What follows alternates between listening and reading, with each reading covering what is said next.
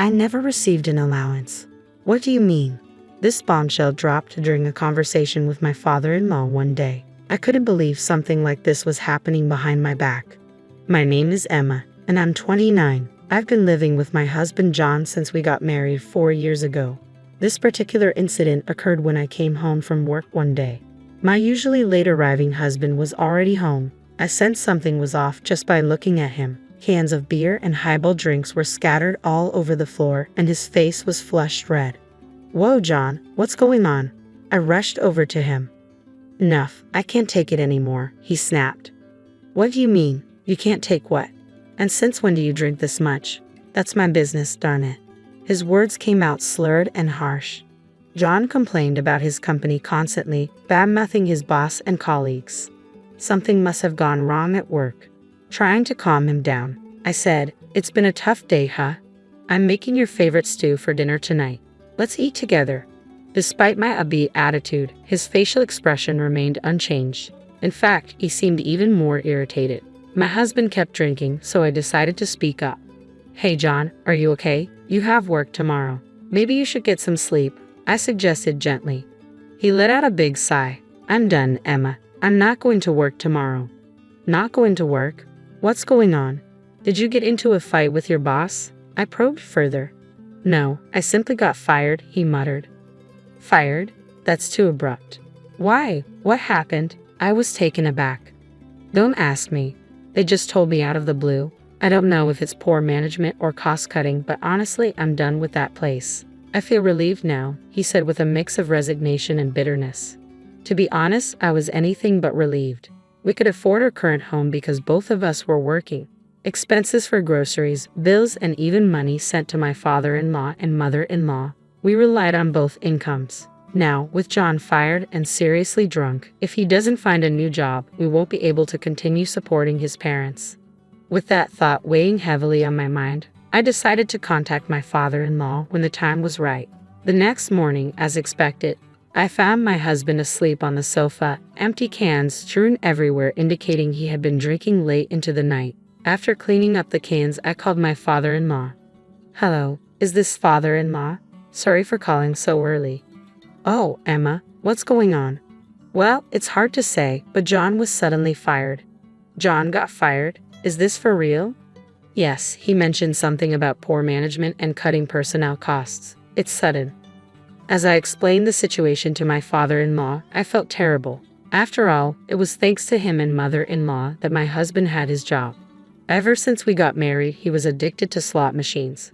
In the beginning, I had no idea about his gambling habit and cheerfully saw him off to work each morning. I had always assumed he was genuinely working hard. But when I noticed a tobacco smell coming from my husband who never smokes, I instantly felt something was off. I confronted him right away. He defended himself, saying he started smoking due to stress. "No way, you used to hate smoking so much." My husband's behavior kept getting stranger by the day. The kind and gentle man he once was seemed to disappear, replaced by someone increasingly volatile. One day, he stopped hiding the fact that he was going to the casino. Even worse, he started pouring his entire salary into gambling savings. He didn't care about skipping work anymore. All that mattered was whether he won or lost that day. "Hey, are you really not going to work anymore?" "Shut up. It's none of your business. I'm using my own money, so stay out of it." He rudely dismissed me and hurried out of the house. As always, he came home after losing all his money. When he hit rock bottom, he even asked me for money. "I'll double it and pay you back. Just lend me $300. I'm telling you, tomorrow is going to be good." You can't keep borrowing money when your husband is in trouble. His character keeps changing due to gambling. The gentle husband I once knew is long gone. Eventually, he started borrowing money just to gamble. I finally lost it at this point. "Wait, what are you doing? Borrowing money to play slots is absurd, don't you think?" He doesn't show any sign of remorse, no matter how much I press him. In fact, he gets defensive and blames me. "It's your fault, I had to borrow money." "What? I had to take out a loan because you wouldn't lend me money." This guy is totally addicted to gambling. If I don't stop him now, we'll go bankrupt. "Are you kidding me? I didn't refuse to lend you money because I wanted you to quit playing slots. I'm covering all our living expenses since our savings are gone, and you still blame me." Just lend me the money, I'll win at the slots and prove it. Just listen to me. Have you ever hit a big win? I don't think so. Stop chasing illusions and face reality. Stop interfering with my entertainment. I wish he would at least stay within the bounds of reason. But my husband was fully addicted to gambling. This reckless behavior was tearing our marriage apart. No matter how much I tried to get through to him, he wouldn't listen. I was starting to lose hope. Days became long as I was consumed by my worry. It was my father-in-law and mother-in-law who finally stepped in and set him straight. Do you even realize you have a family? You're racking up debt over slot machines. Apologize to Emma now. Yeah, you have an amazing wife, and you're ruining it. If you keep this up, she'll divorce you. Father-in-law and mother-in-law scolded him time and again, stressing the importance of marriage and family. Finally, he broke down and apologized. Emma, I'm really sorry. I swear no more slot machines. Please forgive me. Afterwards, my father-in-law said to me, Emma, what our son did is inexcusable. We've also put you through so much. If you can, please find it in your heart to forgive him just this once. Seeing the desperation in my in-law's apology, I decided to give my husband another chance. From there, it was father-in-law and mother-in-law who took on his debt and even helped him find a new job until he got his finances stable. They even sent us living expenses. It was thanks to father-in-law and mother-in-law that we could continue living as we had been. I was grateful from the bottom of my heart and sent them $500 every month to repay the favor. But now, if my husband loses his job, we won't be able to send them anything. I apologized to father-in-law over the phone. Father-in-law, I'm really sorry. I can't believe this is happening while I'm still here. Don't worry about it. It's the company's decision, right? You're not at fault. Father-in-law's kind words touched me deeply. However, I still had to break more difficult news. So, I'm really sorry, but I don't think we can continue sending money to you and mother-in-law anymore. Then father-in-law said in a puzzled tone, a remittance? I never received anything like that, you know. My mind went blank at father-in-law's response. You mean you didn't get the money I've been sending every month? The $500 we've been doing it consistently, haven't we? What are you talking about? I just checked with my wife, and she doesn't know anything about it either. That couldn't be right. I had been scrimping and saving. Last month, I put $500 in an envelope and gave it to my husband. The idea that it never reached father-in-law and mother-in-law. Emma, what's going on here? I don't know myself, but it's true that I've been giving my husband spending money every month to pass on to you. Father-in-law spoke up again after hearing my desperate plea. Emma, can I come over tonight? Let's keep this between us for now, okay? All right, I had definitely been giving my husband the $500. If it hadn't reached father-in-law and mother-in-law, there's only one explanation, my husband. I can't believe this. He must have been using the money for himself. Unforgivable. I'll make him confess everything, and he will face the consequences. An hour later, father-in-law and mother-in-law showed up at our house. When they walked into the living room, my husband looked surprised. Dad, Mom, what are you doing here? He was clearly rattled, and it was obvious he was hiding something. John, is there something you'd like to tell us? Father-in-law indirectly confronted him, but my husband pretended not to know. What are you talking about? Emma must be as confused as I am. Could you just leave? I couldn't take it anymore and yelled at my husband. Stop using me. Just tell the truth now. My husband looked at me with wide eyes. What are you talking about? Don't play dumb. What happened to the money I've been giving you to pass on to your father and mother? I've been giving it to you every month for the past 2 years. Where did it all go? It's not what you think, Emma. There's a reason for this. A reason? Do tell. Where did that money vanish to? Explain it in a way we'll understand. Go on. My husband's face turned increasingly pale, his earlier bravado gone. He couldn't say anything. Finally, realizing he couldn't lie his way out, my husband opened his mouth. I'm sorry. Actually, I've been using it on slot machines. What? Slot machines? You've got to be joking. It was the last thing I wanted to hear. Even after everything that happened in the past, he was gambling again. I can't believe this. You promised you'd never touch slots again. We decided to send money to your parents as a way to make amends for all the trouble you've caused them. What are you thinking? Tears spilled down my cheeks as I yelled at him. Was I the only one who thought we'd finally be able to give back to his parents? My vision blurred from the tears. His mother gently patted my back. "Just to confirm, is it true that you got laid off due to company reasons?" she'd asked. At his father's question, my husband visibly flinched. "Yes, it's true," he admitted. "John, if there's a time to correct the record, it's now. If we find out you're lying." His father's voice trailed off. Before his father could finish, my husband hurriedly apologized. "I'm sorry. The truth is, I was fired due to my poor work performance. It wasn't due to company downsizing or cost-cutting." I was speechless at my husband's words, completely dumbfounded. His father-in-law quickly pressed on. "What do you mean by poor work attitude? What the heck have you been doing?" "Actually, they found out I've been skipping work to go to the casino," my husband confessed. "This is hopeless," I thought. The moment I heard that, everything felt utterly ridiculous. I had forgiven his past and decided to start fresh to support each other. What was all my effort for? "Are you kidding me?" His dad exploded in anger. "How many times do we have to say it? Grow up and act responsibly, especially when you have a family. And yet you pull this stupid stunt again." Beside me, his mom quietly wept. I couldn't even shed a tear. All I could do was look at my pathetic husband, who just kept apologizing. Facing the enraged father-in-law, my husband kept making excuses without end. "But I'll do better at my next job, okay? It was just bad luck this time. That's it. Let's get a divorce." The words slipped out unconsciously. "What? Emma, divorce? You're joking, right?" My distraught husband looked at me. "A joke? You think I'm joking in this situation? But isn't divorce a bit extreme for this?" I exploded with pent-up anger. "Do you even understand what you've done? It's no different than embezzlement." My voice quivered with anger. "It's too late. You've betrayed us twice. I have no confidence in spending my life with someone like that. We're getting a divorce." "I can't believe this," his dad, who had been watching, nodded in agreement. "We don't consider you our son anymore. From now on, we cut our parental ties." "What? Wait a minute, Emma. Mom, Dad, you're joking, right? Forgive me, please."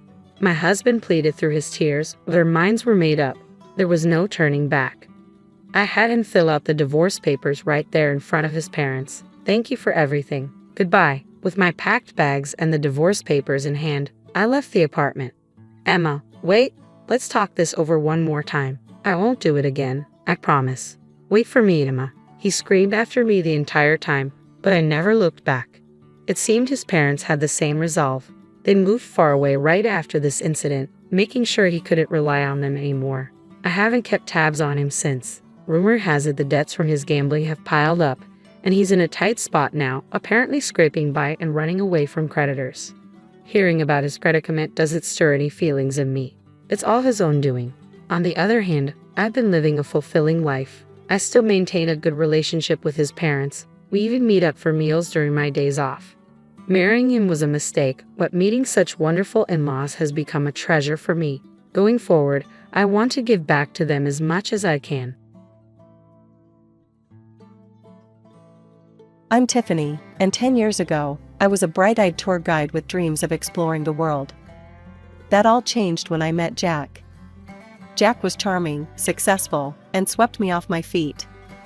We married quickly, and I thought I had it all. Then came the job offer that would change everything. "Tiff, I've been offered a position with an amazing law firm," Jack said one night over dinner. "That's great, honey." "Where?" "It's in another city." "We'd have to move." My heart sank. I loved my job, but I loved Jack more. "What about my work?" Jack's face hardened. "Come on, Tiff. This is a once-in-a-lifetime opportunity. You can find work anywhere." I hesitated, but his excitement was contagious. "You're right. We'll make it work." We moved to a big house in a new city. At first, it was exciting. But as the boxes were unpacked, so was a new version of Jack I'd never seen before. "The house is a mess," he snapped one day, looking around our half-unpacked living room. "I'm working on it," I said, gesturing to the boxes. "Work faster. I can't live like this." I was taken aback, but brushed it off. He was under stress from the new job, I told myself. Weeks passed, and I struggled to find work. Maybe I should look for a tour guide position here, I suggested one evening. Jack laughed. Don't be ridiculous. You need to focus on the house. It's still not up to par. But I want to work, Jack. I miss it. He stood up, towering over me. I'm the one working, Tiffany. Your job is here, making sure everything is perfect for me. Got it? I nodded, fighting back tears. This wasn't the man I married, but I was determined to make it work. Little did I know, this was just the beginning of a nightmare that would last for years. As the days turned into weeks, and weeks into months, I found myself trapped in a routine of endless housework and walking on eggshells. Jack's demands grew more unreasonable, and his temper shorter. One day, I suggested hiring a housekeeper to help with the workload. Jack's face turned red. Are you kidding me? You want to waste my hard-earned money on something you should be doing? This is your job, Tiffany. If you can't handle it, maybe you're not cut out to be my wife. His words stung, but I swallowed my pride. You're right, I'm sorry. I'll try harder. And try harder I did. I threw myself into being the perfect housewife, hoping it would bring back the man I fell in love with. But the more I did, the more Jack expected. As his career soared, our relationship plummeted. I watched from the sidelines as he became a celebrated lawyer, all while I faded into the background, a ghost in my own home. As the years passed, I became a master of social media management, running Jack's accounts from behind the scenes. It was ironic, I crafted the image of a successful, happy couple while living a lie. One evening, as I was preparing dinner, Jack stormed in, slamming the door. Rough day? I asked, trying to keep my voice steady. Shut up and get my food ready, he snapped. I quickly plated the meal I'd spent hours preparing. Jack took one bite and spat it out. This is disgusting. Can't you do anything right? Before I could respond, he swept the plate off the table. It shattered on the floor, food splattering everywhere. Clean it up, he growled, standing over me as I knelt to pick up the broken pieces. Tears stung my eyes, but I didn't dare let them fall. This had become our new normal. The next day, determined to do better, I spent hours cooking Jack's favorite dish. As I set the table, I realized with horror that I'd forgotten the bread. Jack walked in, loosening his tie. Where's my food? Coming right up, I said, hurrying to serve the soup. He sat down, looked at the table, and exploded. Where's the bread? Are you really this incompetent? In one swift motion, he knocked the bowl off the table. Hot soup splashed across my leg, and I couldn't hold back a scream of pain. God, you're so stupid, Jack muttered, leaving me alone with the mess and my burning skin. As I cleaned, sobbing quietly, a thought hit me like a thunderbolt. How did I let it get this bad? When did I become this shell of a person? The next morning, I woke up with a resolve I hadn't felt in years. I couldn't live like this anymore. Jack, I said as he was about to leave for work, I can't do this anymore. I want a divorce. He turned slowly, a cruel smile spreading across his face. A divorce? You? He laughed, a sound that sent chills down my spine. Listen carefully, Tiffany. If you leave me, I'll destroy you. You'll have nothing, no money, no reputation, nothing. You'll end up on the streets with the other worthless people. My breath caught in my throat. I'd seen the homeless in our city, their desperate faces haunting me. Could that really be my fate? Face it, Jack continued, you're nothing without me. Remember that. As he left, slamming the door behind him, I sank to the floor. He was right, I had no money of my own, no career, nothing. But I also knew I couldn't keep living like this. That day marked a turning point. I might not have had the courage to leave yet, but I started planning. I began secretly recording our interactions, saving abusive texts, and documenting everything. If I was going to escape, I needed proof. As I continued to document Jack's abuse, his career reached new heights. He won a high-profile case, and decided to celebrate at home with colleagues and friends. You'll prepare everything, he ordered, And don't even think about ordering in. I want it all homemade. For days, I worked tirelessly. I cleaned every inch of our house, prepared an array of dishes, and made sure everything was perfect. The night of the party arrived, and I was exhausted but ready. Jack came home early, carrying a bottle of wine. "Here," he said, pouring me a glass. "You look like you could use this." I was surprised by his gesture, but accepted gratefully. The wine tasted odd, but I chalked it up to my fatigue. Jack barely touched his glass. "Go change," he said. "Guests will be here soon." I headed upstairs, suddenly feeling dizzy. By the time I reached our bedroom, the room was spinning. I collapsed onto the bed, consciousness fading fast. When I woke, sunlight was streaming through the windows. Confused and groggy, I made my way downstairs. Jack's mother, Margaret, was in the kitchen. Her face contorted with disgust when she saw me. "Well, look who finally decided to grace us with her presence," she sneered. "You should be ashamed of yourself." What happened?" I asked, my head pounding. "What happened? You got drunk and embarrassed my son in front of all his colleagues, that's what happened." Margaret's voice rose with each word. "He had to call me to help entertain because his wife was passed out drunk upstairs." I felt sick. "No, that's not possible. I only had one glass of wine." "Oh, save it," Margaret cut me off. "I always knew you weren't good enough for my Jack. Now everyone knows what a mess you are." As Margaret continued her tirade, fragments of memory surfaced. The strange taste of the wine. Jack barely drinking his. The sudden onset of dizziness. "He drugged me," I whispered to myself, the realization hitting me like a truck.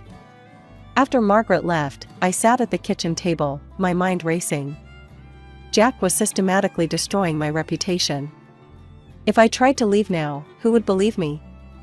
That day, I stepped up my efforts. I bought a new phone and hid it carefully. I started recording everything, Jack's drunken rants, his 3 a.m. cleaning demands, every insult and threat. One incident I recorded stood out painfully in my memory. It was my birthday, and I had hoped Jack might remember, might show a glimmer of the man I once loved. I prepared a special dinner, holding on to a foolish hope for a peaceful evening. Jack stumbled in late, reeking of alcohol. I hit record on my hidden phone as he entered the kitchen. "What's all this?" he slurred, eyeing the carefully set table. It's my birthday, Jack." "I made dinner," I said softly. He laughed, a cruel, harsh sound. "Your birthday? Who cares? Look at you, you fat cow. You don't deserve a celebration." I felt each word like a physical blow, but kept the camera rolling as he continued his tirade.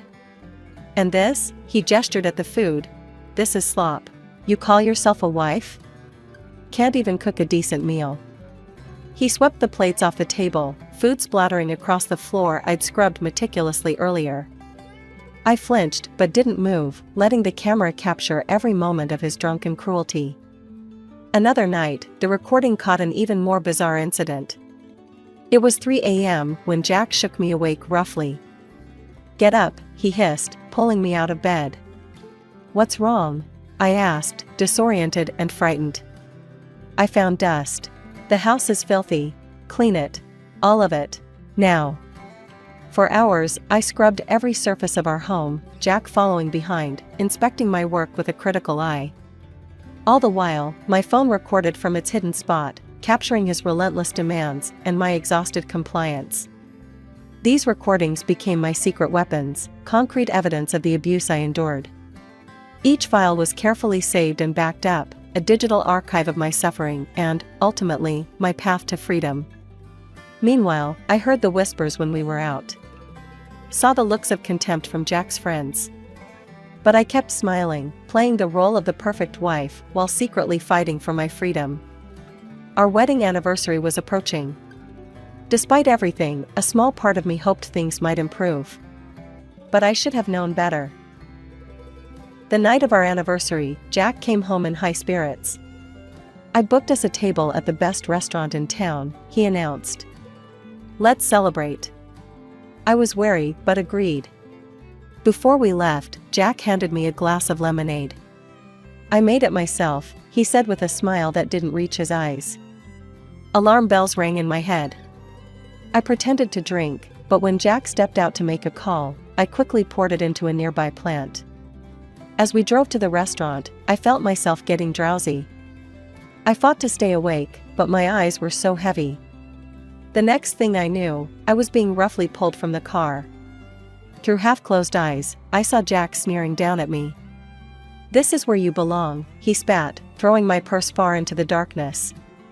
"With the other worthless people." I heard the car door slam, tires screeching as Jack sped away. My heart raced as I took in my surroundings. Trash littered the streets, and shadowy figures lurked in the darkness. The sound of distant gunshots made me flinch. I was alone, dressed up and wearing jewelry, in the most dangerous part of town. Jack's plan was clear. He hoped I'd fall victim to the criminals who called this area home. Panic threatened to overwhelm me, but I forced myself to think.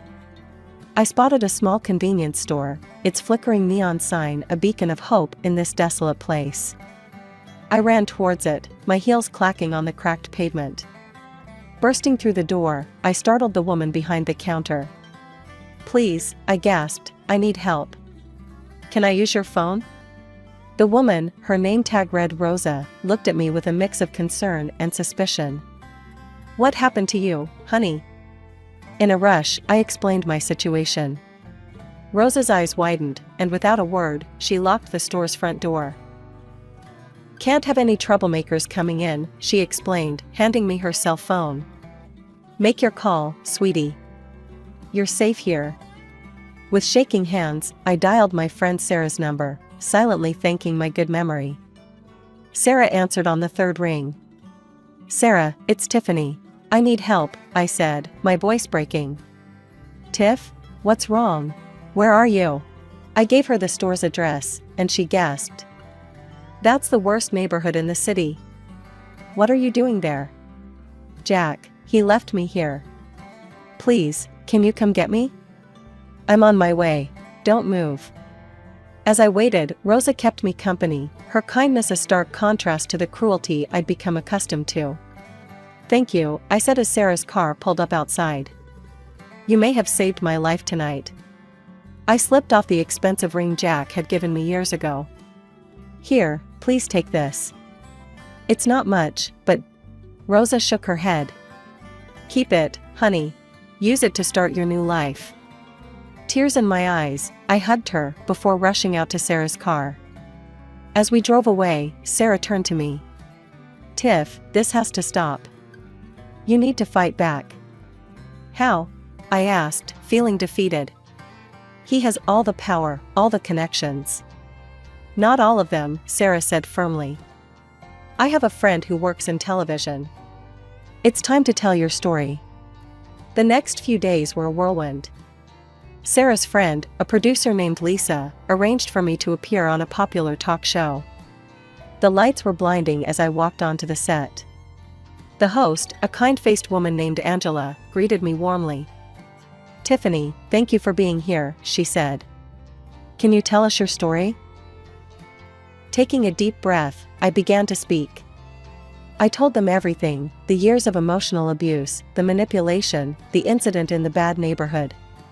As I spoke, I saw the shock and sympathy on the audience's faces. "Why are you coming forward now?"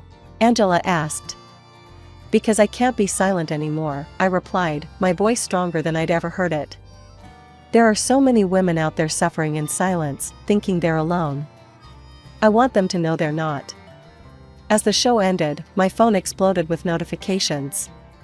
My story had struck a chord, and people were rallying behind me. But amidst the supportive messages, one text made my blood run cold. It was from Jack. "You'll regret this, you lying scum. I'll destroy you." I showed the message to Sarah, my hands shaking. "Don't worry," she said, a determined glint in her eye. "He just made his biggest mistake. We've got him now." As we left the studio, I realized this was just the beginning. The real battle was about to start, and for the first time in years, I felt ready to fight. The days following my TV appearance were a blur of activity. My phone rang constantly with calls from journalists, lawyers, and women's rights advocates. Jack's threats continued, but each one only strengthened my resolve. One morning, I received a call from a number I didn't recognize. "Is this Tiffany?" a woman's voice asked when I answered. "Yes, who's this?" "My name is Amanda Reeves. I'm a lawyer, and I'd like to help you with your case." I hesitated. "I appreciate the offer, but I can't afford a lawyer." "You misunderstand," Amanda said. "My firm wants to take your case pro bono. We've been looking for a way to take down Jack Peterson for years. Your story could be the key." It turned out that Jack had made many enemies over the years. Amanda's firm represented several clients who had lost cases to him, some under suspicious circumstances. They saw my case as an opportunity to not only help me, but to expose Jack's unethical practices. I met with Amanda and her team the next day. As I shared my evidence, the recordings, the text messages, everything, their eyes widened. "This is gold," Amanda said, reviewing the files. "With this, we can not only win your divorce case, but potentially get Jack disbarred." The divorce proceedings began, and Jack came out swinging. He painted a picture of me as an alcoholic, unfaithful wife who was trying to ruin his reputation out of spite. "Your Honor," Jack's lawyer argued, "Mrs. Peterson has a history of erratic behavior and substance abuse. These allegations are nothing more than the desperate actions of a woman trying to extort money from her hard-working husband." I watched as Jack's mother, Margaret, took the stand, tearfully recounting instances of my supposed drunken behavior, including the night of Jack's work party. "She was a disgrace," Margaret sobbed. "My poor son has suffered so much, because of her." I felt sick listening to their lies, but Amanda squeezed my hand reassuringly. "Don't worry," she whispered. "We're just getting started." When it was our turn to present evidence, Amanda was ruthless. She played the recordings of Jack's abuse, showed the threatening text messages, and presented a timeline of his escalating behavior. "And now," Amanda said, "I'd like to call Sarah Thompson to the stand." Sarah recounted the night she picked me up from the dangerous neighborhood, her testimony corroborating my story. "Objection," Jack's lawyer shouted. "This is hearsay." "Overruled," the judge said. "Continue, Ms. Thompson." Next, Amanda called Rosa, the convenience store clerk, to testify. Rosa described my state when I entered her store that night, and how she had to lock the door for my safety. Jack's face grew redder with each testimony. I could see him seething, his carefully constructed facade crumbling. The final blow came when Amanda presented a toxicology report. "Your Honor, we had Mrs. Peterson's hair tested for long-term drug exposure. The results show traces of sedatives, consistent with her account of being drugged by Mr. Peterson." The courtroom erupted in murmurs. Jack leapt to his feet, shouting, "She's lying. You can't believe this." "Mr. Peterson, control yourself or I'll hold you in contempt," the judge warned. As the evidence mounted, I saw the change in people's faces. The doubt was replaced by shock and sympathy. Even some of Jack's friends in the gallery looked disgusted. The judge called a recess to review all the evidence. As we filed out of the courtroom, I caught Jack's eye. For the first time, I saw fear there. The courtroom was packed as we reconvened for the judge's decision. The tension was palpable, and I could feel Jack's glare burning into the back of my head. Judge Harris cleared his throat. "After careful consideration of all evidence presented, this court finds in favor of Mrs. Tiffany Peterson." A collective gasp filled the room. I sat there, stunned, as the judge continued. "Mr. Jack Peterson is hereby ordered to pay alimony, surrender 50% of all joint property, and provide financial compensation for emotional damages. Furthermore, Mr. Peterson will cover all legal costs associated with this case." Jack exploded. "This is outrageous. I'll appeal. You can't do this to me." "Mr. Peterson," the judge's voice boomed, "I suggest you control yourself. Given the evidence presented, you should consider yourself lucky that criminal charges haven't been filed." As Jack was forcibly calmed by his lawyer, the judge turned to me. "Mrs. Peterson, this court is imposing a restraining order against Mr. Peterson. He is not to approach you or contact you through any means. Do you understand?" I nodded, tears of relief streaming down my face. The next few weeks were a whirlwind.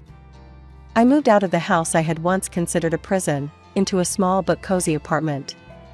For the first time in years, I felt like I could breathe. But Jack wasn't done. Despite the restraining order, he found ways to make his presence felt. Mutual acquaintances would relay his threats, and I'd occasionally spot his car driving by my new place. "We need to do something," Sarah said one evening as we were having coffee. "He's not going to stop." I nodded, an idea forming. "You're right. And I think I know how to end this once and for all." I still had access to Jack's social media accounts. He'd been too arrogant to change the passwords, probably assuming I wouldn't dare touch them. It was time to use that against him. Over the next few days, I meticulously documented our entire divorce process on his accounts. I shared court transcripts, audio clips, and my own story. The response was overwhelming. Jack's carefully crafted public image crumbled overnight. His firm, unwilling to be associated with the scandal, asked for his resignation. Clients dropped him in droves. When Jack realized what was happening, he went ballistic. He showed up at my apartment, pounding on the door. "You scum," he screamed. "I'll kill you for this." I called the police, and they arrived quickly. Jack was arrested for violating the restraining order, his threats caught on my phone's voice recorder. As they led him away, I saw the man I had once loved, now a shell of himself, broken by his own cruelty and arrogance. In the following months, I heard through the grapevine that Jack had moved to another state, trying to rebuild his career. But his reputation followed him, and he struggled to find work. As for me, I was rebuilding too, but in a much different way. The publicity from the case led to an opportunity one never expected. A local charity that helped women escape abusive relationships reached out to me. "We'd like you to come work with us," the director said. "Your experience could help so many women." I accepted without hesitation. For the first time in years, I felt like I had a purpose. I was using my pain to help others, and in doing so, I was healing myself. 1 year after the trial, I stood in front of a room full of women, all survivors like me. As I shared my story, I saw hope rekindling in their eyes. "Remember," I told them, "you are stronger than you know. Your story matters. And you are not alone." As I looked out at their faces, I realized that this moment, this purpose, was what I had been fighting for all along. Not just my freedom, but the chance to help others find theirs. As months passed, my work at the charity became more than just a job, it became my calling. I found myself connecting with women from all walks of life, each with their own harrowing stories of abuse and survival. One day, a young woman named Emily came to our center. Her story was painfully familiar: a controlling husband, isolation from friends and family, and a deep-seated fear of leaving. Over the next few weeks, I worked closely with Emily, helping her create a safety plan and build up her confidence. When she finally left her husband, the look of relief on her face was all too familiar. "Thank you," she whispered, hugging me tightly. "You saved my life." Her words hit me hard. In helping her, I realized I was also continuing to heal myself. As our center's reputation grew, we started receiving invitations to speak at conferences and events. At first, the idea terrified me. Public speaking had never been my forte, and the thought of sharing my story with large audiences made my palms sweat. But Sarah, ever my rock, encouraged me. "Tiff, your story could help so many people. You've got to do this." My first speaking engagement was at a local university. As I stood at the podium, looking out at the sea of faces, I felt a surge of strength I didn't know I possessed. "My name is Tiffany," I began, and this is my story of survival." As I spoke, I saw the impact my words were having. Students leaned forward in their seats, some wiping away tears, others nodding in understanding or clenching their fists in anger at what I'd endured. After the talk, a line of people formed to speak with me. Many shared their own experiences or those of loved ones. Others simply wanted to offer support. That night, as I lay in bed reflecting on the day, I felt a profound sense of purpose. My past, painful as it was, had become a tool for change. The speaking engagements continued, taking me across the country. I spoke at universities, women's shelters, and even a TEDx event. Each time, I drew strength from the audience, from the knowledge that my words might be the lifeline someone needed. During this time, I also started writing a book about my experiences. It was a grueling process, forcing me to relive some of my darkest moments. But it was also cathartic, allowing me to process my trauma in a new way. The day my book was published was surreal. Seeing my name on the cover, my story laid bare for the world to read, filled me with a mix of terror and pride. To my amazement, the book resonated with people. It climbed the bestseller lists, and I soon found myself doing interviews on national television. During one such interview, the host asked me a question that made me pause. "Tiffany, after everything you've been through, do you have any regrets?" I thought for a moment before answering. "I regret the years I lost to fear and abuse. But I don't regret my journey. Every step, every struggle, led me to where I am now, able to help others find their strength. So no, I wouldn't change a thing." As I continued my work, I realized that my story was far from over. Each day brought new challenges, new opportunities to grow and to help others. The scared, silenced woman I once was had become a voice for the voiceless, a beacon of hope for those still trapped in the darkness I had escaped. My name is Nina, and I never thought I'd be telling this story. I grew up in a world of privilege, the only child of Robert and Elizabeth Collins. My father was a self-made man, having built his business empire from the ground up. He was stern but loving, always pushing me to be my best. My mother, on the other hand, was the epitome of grace and sophistication, moving through high society circles with ease. Our family lived in a sprawling mansion on the outskirts of the city. I had everything a girl could want: the best education, designer clothes, exotic vacations. But despite all the material comforts, there was always a part of me that felt empty. Enter Mark Johnson. I met him during my final year of college, and it was like a bolt of lightning struck me. He was charming, handsome, and seemed to understand me in a way no one else ever had. We started dating, and for the first time in my life, I felt truly alive. There was just one problem: my parents hated him. "Nina, darling," my mother said one evening over dinner, "don't you think Mark is attracted to you not only by your inner qualities, but also by our money?" My father chimed in, his face set in a hard frown. "He's got no prospects, no ambition. He's not the kind of man who can give you the life you're accustomed to." "I don't care about any of that," I shouted, pushing away from the table. "I love him, and he loves me.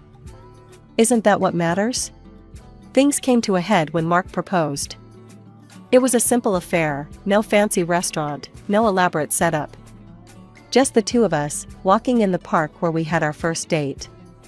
He got down on one knee, pulled out a modest ring, and asked me to be his wife. I said yes without hesitation. When I told my parents, all hell broke loose. "If you marry him, you're no longer welcome in this house," my father roared. "Daddy, please," I begged, tears streaming down my face. "Can't you just be happy for me?" But he wouldn't budge. My mother stood silently by his side, her face a mask of disappointment. I left that night, my heart breaking, but my resolve firm. I moved in with Mark, into the small apartment he shared with a roommate. It was a far cry from the luxury I was used to, but I was determined to make it work. The weeks leading up to the wedding were a blur of planning and stress. I kept hoping my parents would come around, that they'd realize how much their presence meant to me. But as the big day approached, it became clear they weren't going to change their minds. As I walked down the aisle, I scanned the faces of our guests, still holding out hope that I'd see my parents. But they weren't there. For a moment, sadness threatened to overwhelm me. Then I saw Mark, standing at the altar, looking at me like I was the most beautiful thing he'd ever seen. In that moment, everything else faded away. My parents' absence, the modest surroundings, the uncertain future, none of it mattered. I was marrying the man I loved, and that was enough. After the wedding, Mark and I moved into the luxury apartment in the city center that my beloved grandfather had left me. It was a stark contrast to Mark's old place, spacious, with high ceilings, and a view of the city skyline. I spent days decorating it, trying to make it feel like our home. As the days turned into weeks and then months, we settled into married life. Mark threw himself into his work at a local marketing firm, often coming home late but always with a smile and a kiss for me. I busied myself with setting up our home and volunteering at a local animal shelter. About a year and a half after our wedding, our lives changed forever. I still remember the day I found out I was pregnant. My hands were shaking as I held the positive test, a mix of excitement and terror coursing through me. When I told Mark, his face lit up like a Christmas tree. "We're going to be parents," he exclaimed, picking me up and spinning me around. "Nina, this is amazing." When our son, Jacob, was born, I was overwhelmed with love. He was perfect, 10 tiny fingers, 10 tiny toes, and a shock of dark hair, just like his father's. Through the haze of exhaustion and joy, I snapped a picture of him and sent it to my parents. I waited for a response. A call, a text, anything. But there was nothing but silence. "They'll come around," Mark assured me, seeing the hurt in my eyes. How could they resist this little guy? I tried to push the disappointment aside and focus on our new family. A few months after Jacob was born, I decided it was time for me to get back to work. I found a part-time position as a manager at a local boutique. Balancing work, a newborn, and keeping the house in order was a challenge, but I was determined to make it work. I'd wake up early to feed Jacob, drop him off at daycare, work my shift, pick him up, make dinner, clean the house, and collapse into bed, only to do it all over again the next day. But as Jacob neared his first birthday, I started to notice changes in Mark. He became more distant, often coming home even later than before. When he was home, he seemed distracted, always on his phone. "Everything okay at work?" I asked one night as we got ready for bed. "Yeah, just busy," he mumbled, not meeting my eyes. "Big project coming up." As I drifted off to sleep that night, Jacob's soft breathing coming through the baby monitor, I couldn't shake the feeling that something was off. But I pushed it aside. We were happy, weren't we? We had a beautiful son, a lovely home, good jobs. What more could I want? The changes in Mark became more pronounced as time went on. One evening, as I was putting Jacob to bed, Mark cornered me in the nursery. "Nina, we need to talk," he said, his tone unusually serious. "I think you should quit your job." I blinked, sure I had misheard him. "Quit my job? Why?"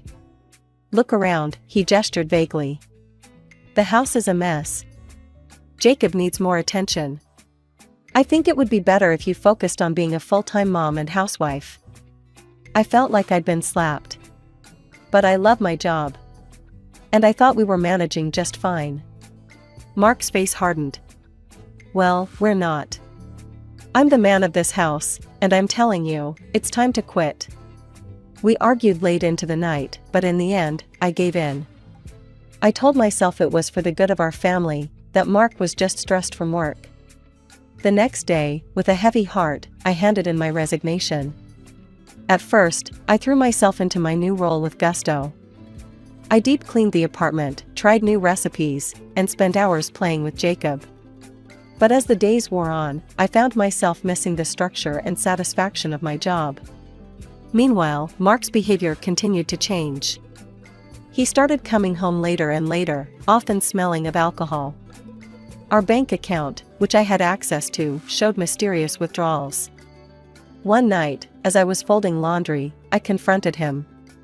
"Mark, where is all our money going?" We're barely making ends meet." He exploded. "Maybe if you knew how to budget properly, we wouldn't have this problem." I recoiled, shocked at his outburst. This wasn't the man I married. Things only got worse from there. Mark began criticizing everything I did. The house was never clean enough, dinner was never good enough, I wasn't attentive enough to Jacob. The final straw came when Jacob got sick with a nasty flu. He was running a high fever and crying constantly. I was at my wit's end, having been up for 2 nights straight. "Mark, please," I begged. "Can you take a day off work to help me with Jacob? I'm exhausted." He looked at me like I was crazy. "Take a day off? Are you kidding? Some of us actually have to work for a living, Nina." The next day, he came home with a suitcase. "I'm going to a hotel for a few days," he announced. "I need to rest after work, not listen to a screaming kid." I was stunned.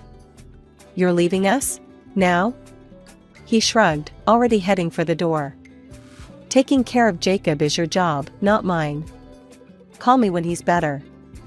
As the door slammed behind him, I sank to the floor, Jacob wailing in my arms. What had happened to us? To the man who had once looked at me like I hung the moon? In that moment, I missed my parents more than ever.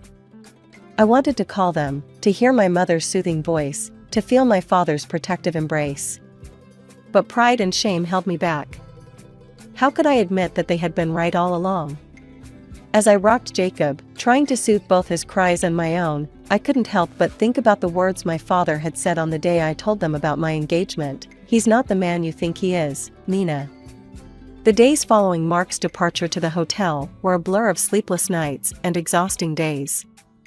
Jacob's fever finally broke, and as his health improved, I found myself with more time to think, perhaps too much time. I couldn't shake the feeling that something was terribly wrong in my marriage. The man who had returned from the hotel was not the Mark I had fallen in love with. He was distant, irritable, and seemed to resent both Jacob and me. One evening, about a week after he'd returned, Mark came home earlier than usual. His face was serious, and he was clutching some papers. "Nina, we need to talk about insurance," he said, sitting down at the kitchen table. "I've taken out a life insurance policy on myself for $1 million. I think you should do the same." The amount made my head spin. $1 million? Mark, that seems excessive. And why do I need such a large policy? I don't even work outside the home anymore. His eyes hardened. "It's for Jacob's future. In case anything happens to either of us. Don't you want to make sure he's taken care of?" Put that way, I couldn't argue. Still, something about the whole situation felt off. "I suppose you're right," I said slowly. "If you think it's best." He nodded, seemingly satisfied. "I'll set up the appointment with the insurance agent." Over the next few days, I noticed Mark's behavior becoming even stranger. He was constantly on his phone, texting at all hours. Whenever it rang, he'd leave the room to answer, often locking himself in our home office. One morning, after Mark left for work, I made a decision. I couldn't live with this uncertainty anymore. I needed answers. With shaking hands, I picked up my phone and dialed a number I'd found online. "Hawkeye Private Investigations, how can I help you?" a gruff voice answered. I took a deep breath. I need someone to follow my husband. I think he might be. I couldn't bring myself to say the words, but the investigators seemed to understand. "I see, ma'am. Why don't you come into our office and we can discuss the details?" That afternoon, while Jacob was napping, I met with the investigator, a no-nonsense woman named Linda. I told her everything, the late nights, the secret of phone calls, the drastic personality change. Linda listened intently, taking notes. "We'll get to the bottom of this, Mrs. Johnson. I'll have my best guy on it." As I left her office, I felt a mix of relief and dread. Part of me hoped this was all a misunderstanding, that there was a reasonable explanation for Mark's behavior. But a larger part knew that whatever the investigator uncovered was likely to change my life forever. 3 weeks after hiring the private investigator, I received the call I had been both dreading and anticipating. "Mrs. Johnson, we have the report ready," Linda's voice came through the phone. "You might want to sit down for this." With trembling hands, I sank into a chair, my heart pounding. "I'm ready. Tell me everything." As Linda spoke, I felt my world crumbling around me.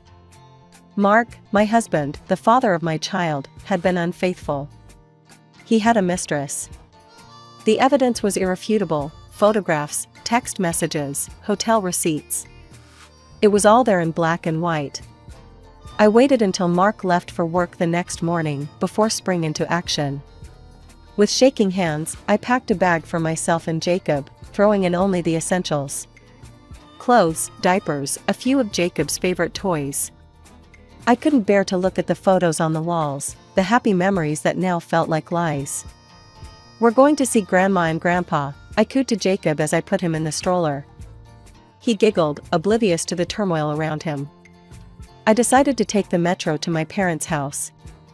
It would be faster than driving through rush hour traffic. As I approached the station, my mind was racing, planning our next steps. That's when it happened. I was crossing the street, pushing Jacob in his stroller, when suddenly there was a screech of tires. I turned my head and saw a car hurtling towards us. In a split second, I pushed the stroller out of the way.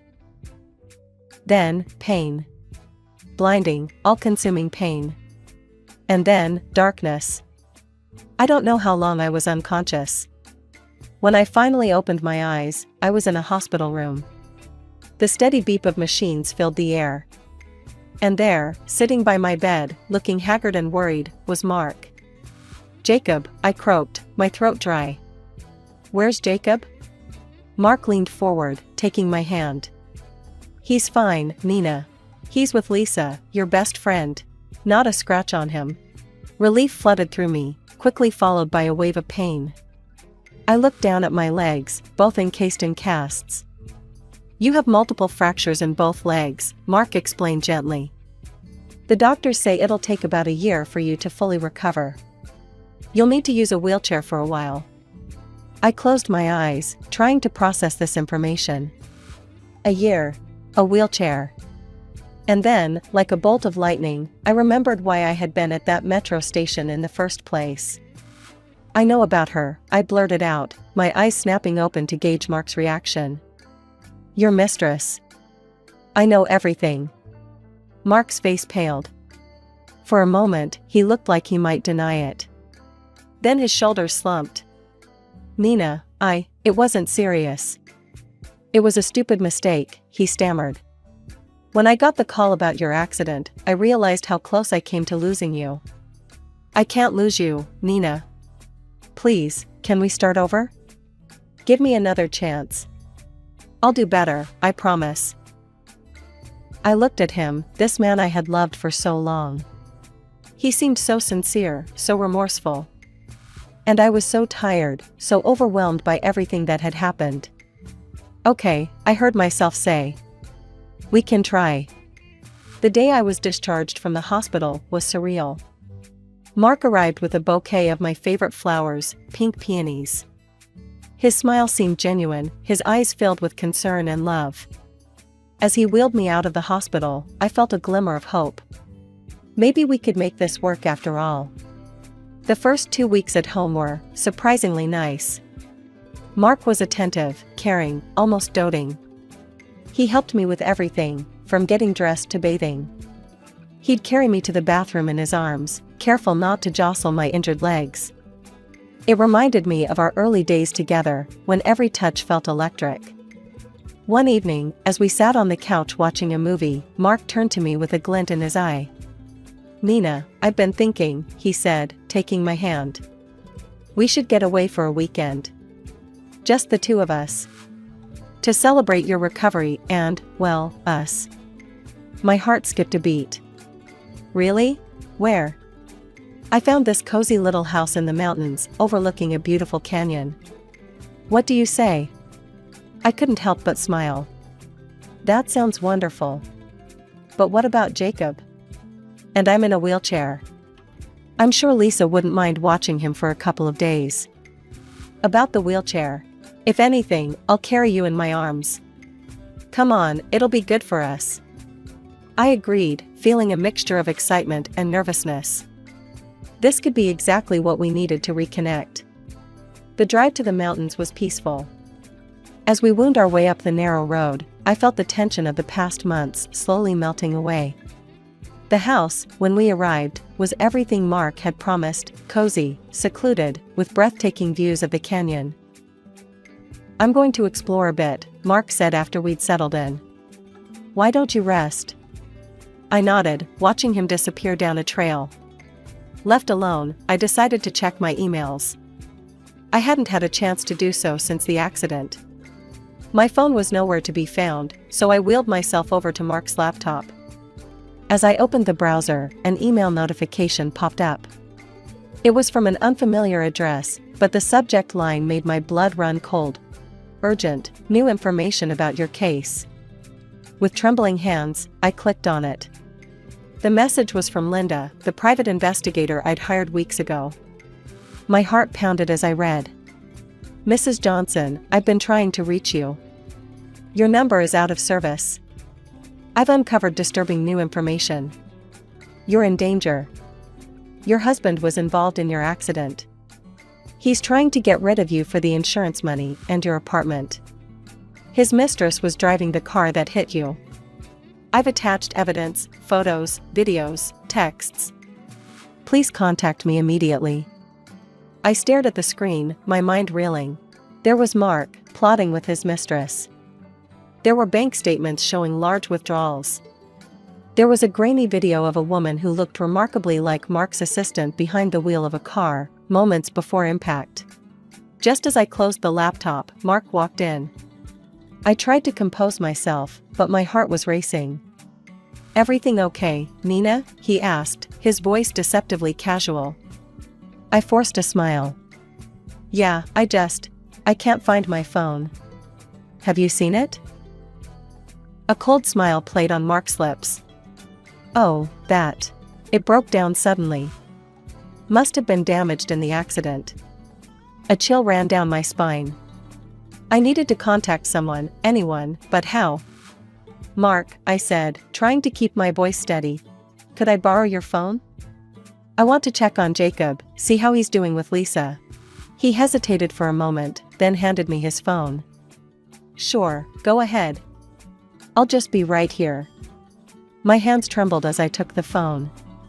Mark hovered nearby, watching.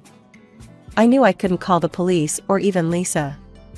Then, a memory flashed in my mind, a conversation with my father years ago. If you're ever in trouble and can't speak freely, ask about Buddy the bear. I'll know you need help. Praying my father hadn't changed his number, I dialed. When he answered, I put on my brightest voice. Hey, Lisa. How's everything going?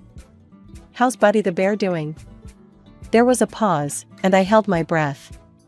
Then my father's voice came through, deliberately high-pitched to sound feminine. Oh, you know, same old, same old. How are you? Relief washed over me. He understood. Oh, it's lovely up here, I gushed, aware of Mark's eyes on me. We're at this beautiful cabin, 1247 Pine Ridge Road. The view of Evergreen Canyon is just stunning. I see, my father said carefully. When do you think you'll be back? Oh, I dream of seeing you right now, this very second. I said emphatically. I miss you guys already. After exchanging a few more pleasantries, I hung up. Mark seemed satisfied, not suspecting anything amiss. As evening approached, Mark suggested a walk. The sunset over the canyon is beautiful. We shouldn't miss it. Fear gripped me, but I knew I had no choice. That sounds nice, I managed to say. Mark wheeled me out onto a narrow path that wound along the edge of the canyon. The view was breathtaking, the setting sun painted the sky in brilliant hues of orange and purple, the canyon stretching endlessly before us, but all I could think about was the sheer drop just feet away. As Mark pushed my wheelchair, chatting about the scenery as if everything was normal, I closed my eyes and prayed. Please, Dad, I thought desperately. Please find me in time. The path curved one last time, and suddenly we were at the edge of the cliff.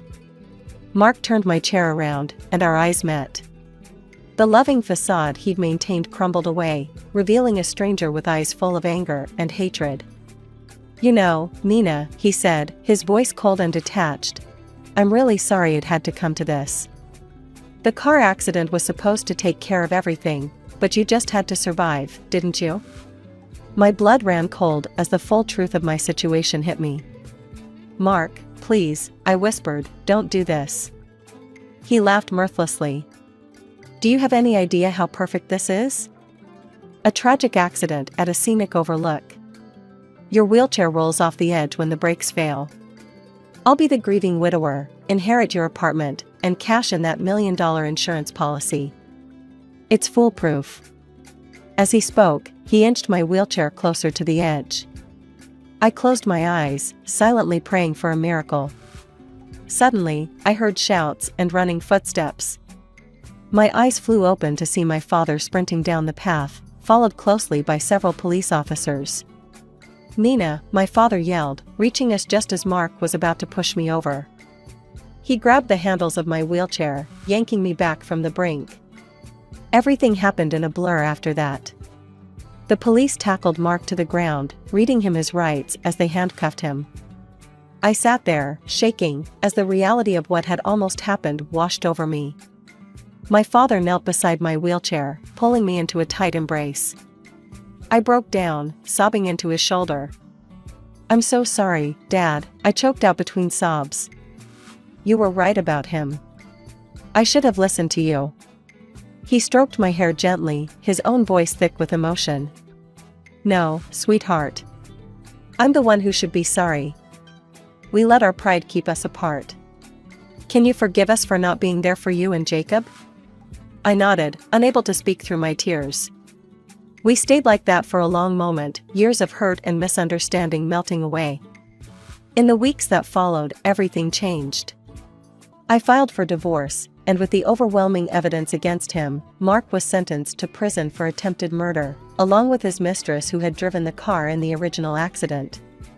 I sold the apartment that held so many painful memories and bought a new one, close to a good school for Jacob and just a few blocks from my parents' house. I moved back in with my parents during my rehabilitation. It was a year of healing, both physically and emotionally. My parents doted on Jacob, making up for lost time with their grandson. Slowly, I learned to trust again, to smile again, to hope again. My name is Carly, and I never thought my life would turn into such a roller coaster. It all started when I was working as a perfume sales manager at a high-end department store. One day, a tall, handsome guy walked into the store. He looked nervous, fidgeting with his phone as he approached the counter. Hi, he said, his voice a bit shaky. I need help choosing a perfume for my mom. I couldn't help but find his concern for his mother endearing. Don't worry, I reassured him. We'll find something perfect. Let's start with some popular choices. As we sampled different fragrances, I learned his name was Michael. He was 28, worked for his family's construction company, and lived nearby.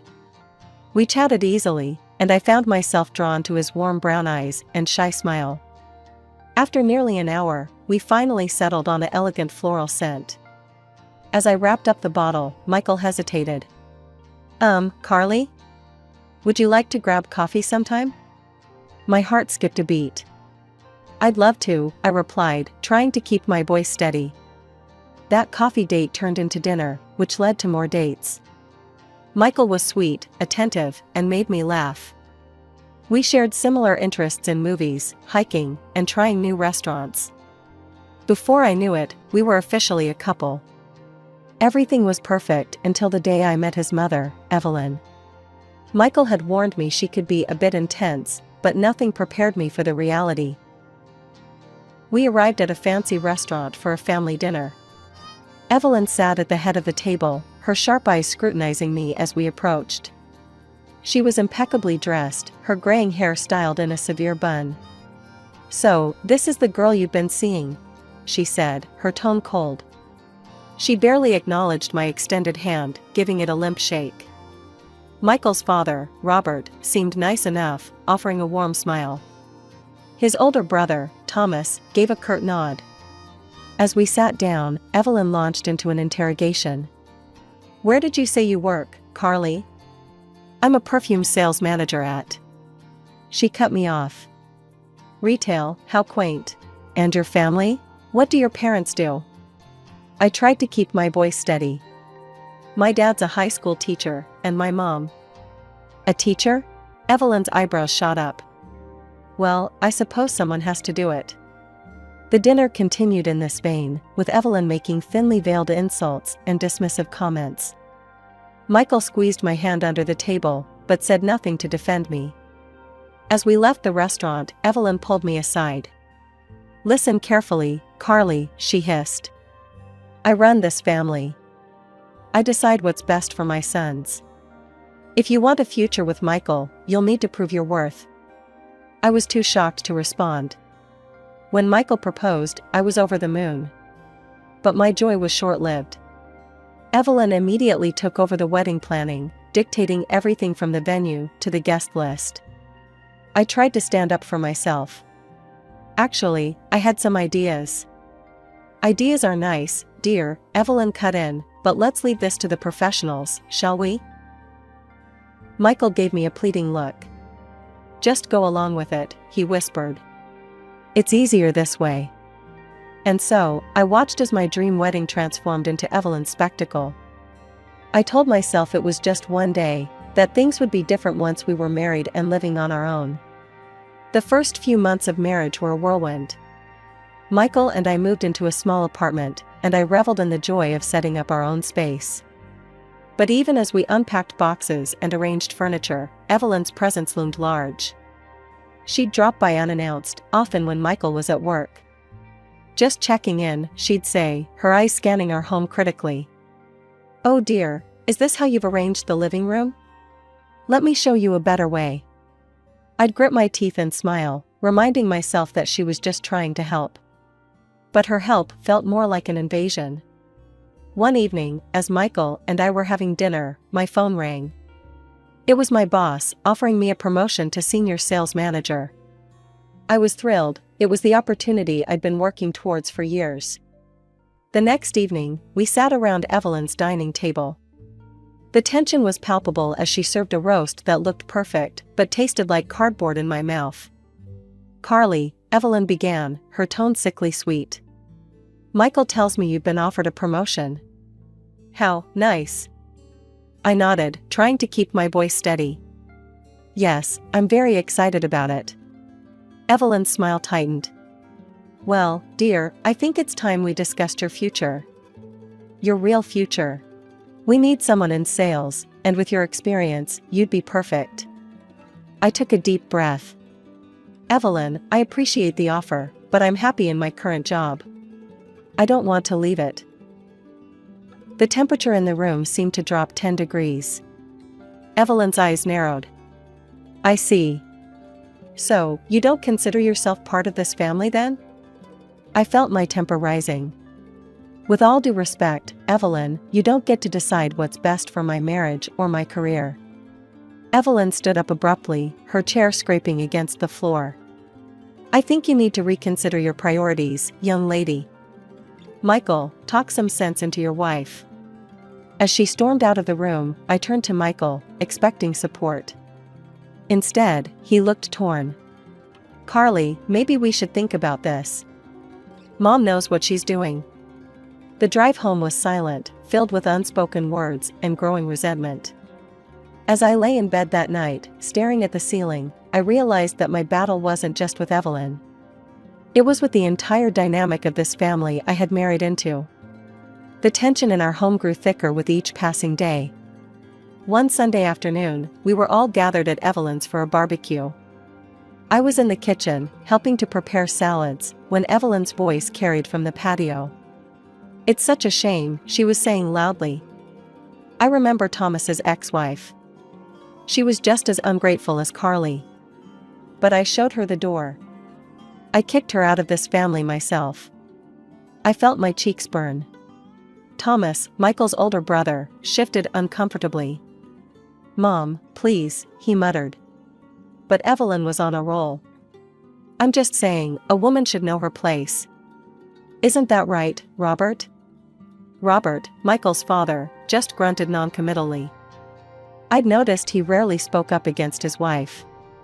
I couldn't take it anymore. I marched out to the patio, salad bowl in hand. "Evelyn," I said, my voice shaking slightly, "if you have something to say to me, why don't you say it to my face?" The backyard fell silent. Evelyn's eyes narrowed.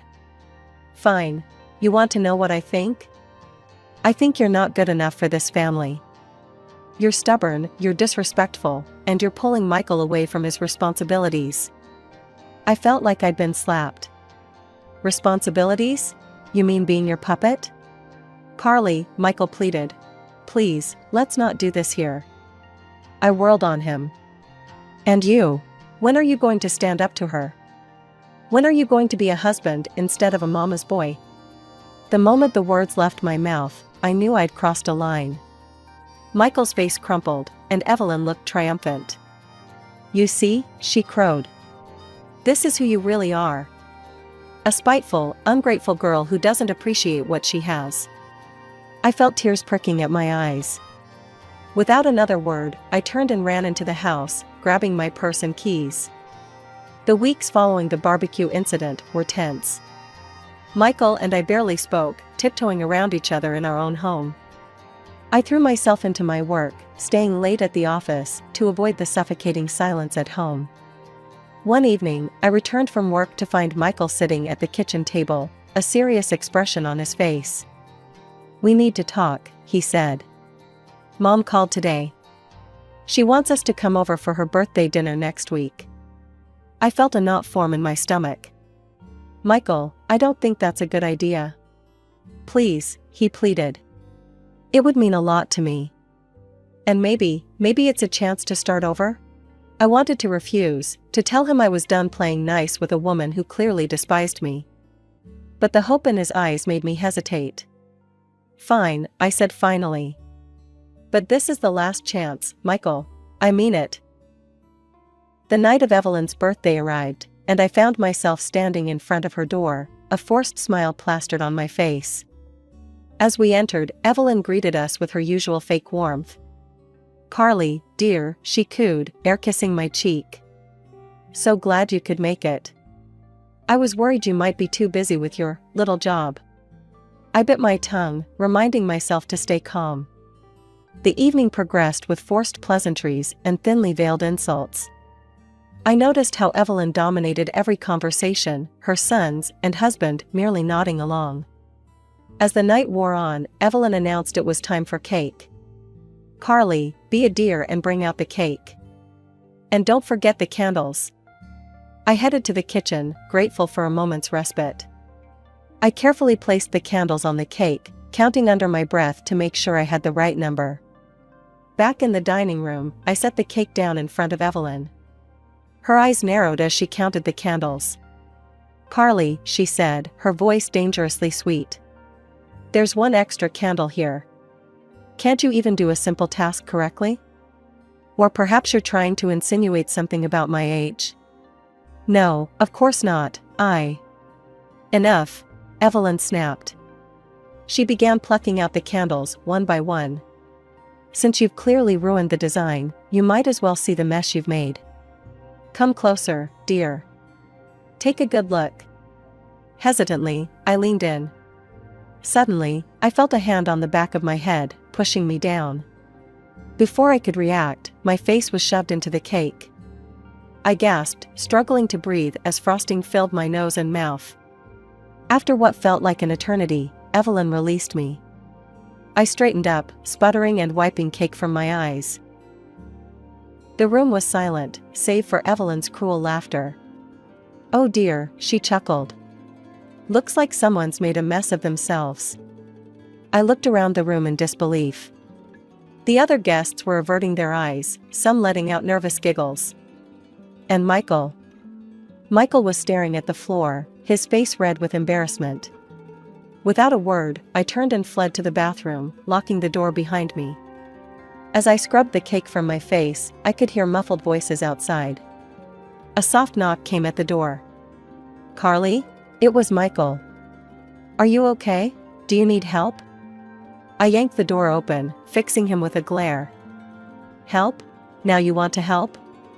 He looked away, unable to meet my gaze. "Mom can be a bit eccentric sometimes. We just need to." "Eccentric?" I hissed. "Michael, she assaulted me. And you just stood there." Without another word, I pushed past him, grabbed my purse, and headed for the door. I drove home in a daze, my mind reeling from what had just happened. The days following Evelyn's birthday disaster were a blur of tears, arguments, and sleepless nights. Michael tried to apologize, but his words rang hollow. I threw myself into work, staying late at the office and taking on extra projects. But even at work, I couldn't escape Evelyn's influence. One afternoon, as I was assisting a customer, I heard a familiar voice that made my blood run cold. "Excuse me, I'd like to speak to a manager." I turned to see Evelyn standing there, a malicious glint in her eye. My colleague, unaware of who she was, directed her to me. "I'm the senior sales manager. How can I help you?" I asked, trying to keep my voice steady. Evelyn's lips curled into a cruel smile. "I have a complaint about the perfume I purchased here last week. The problem is that this perfume smells like cheap chemicals. And when I tried to return it, your staff was incredibly rude to me." I knew she was lying. We had a strict quality control process, and our return policy was more than fair. But before I could respond, she continued her tirade. "This is unacceptable. I demand to speak to your superior immediately." My manager, alerted by the commotion, hurried over.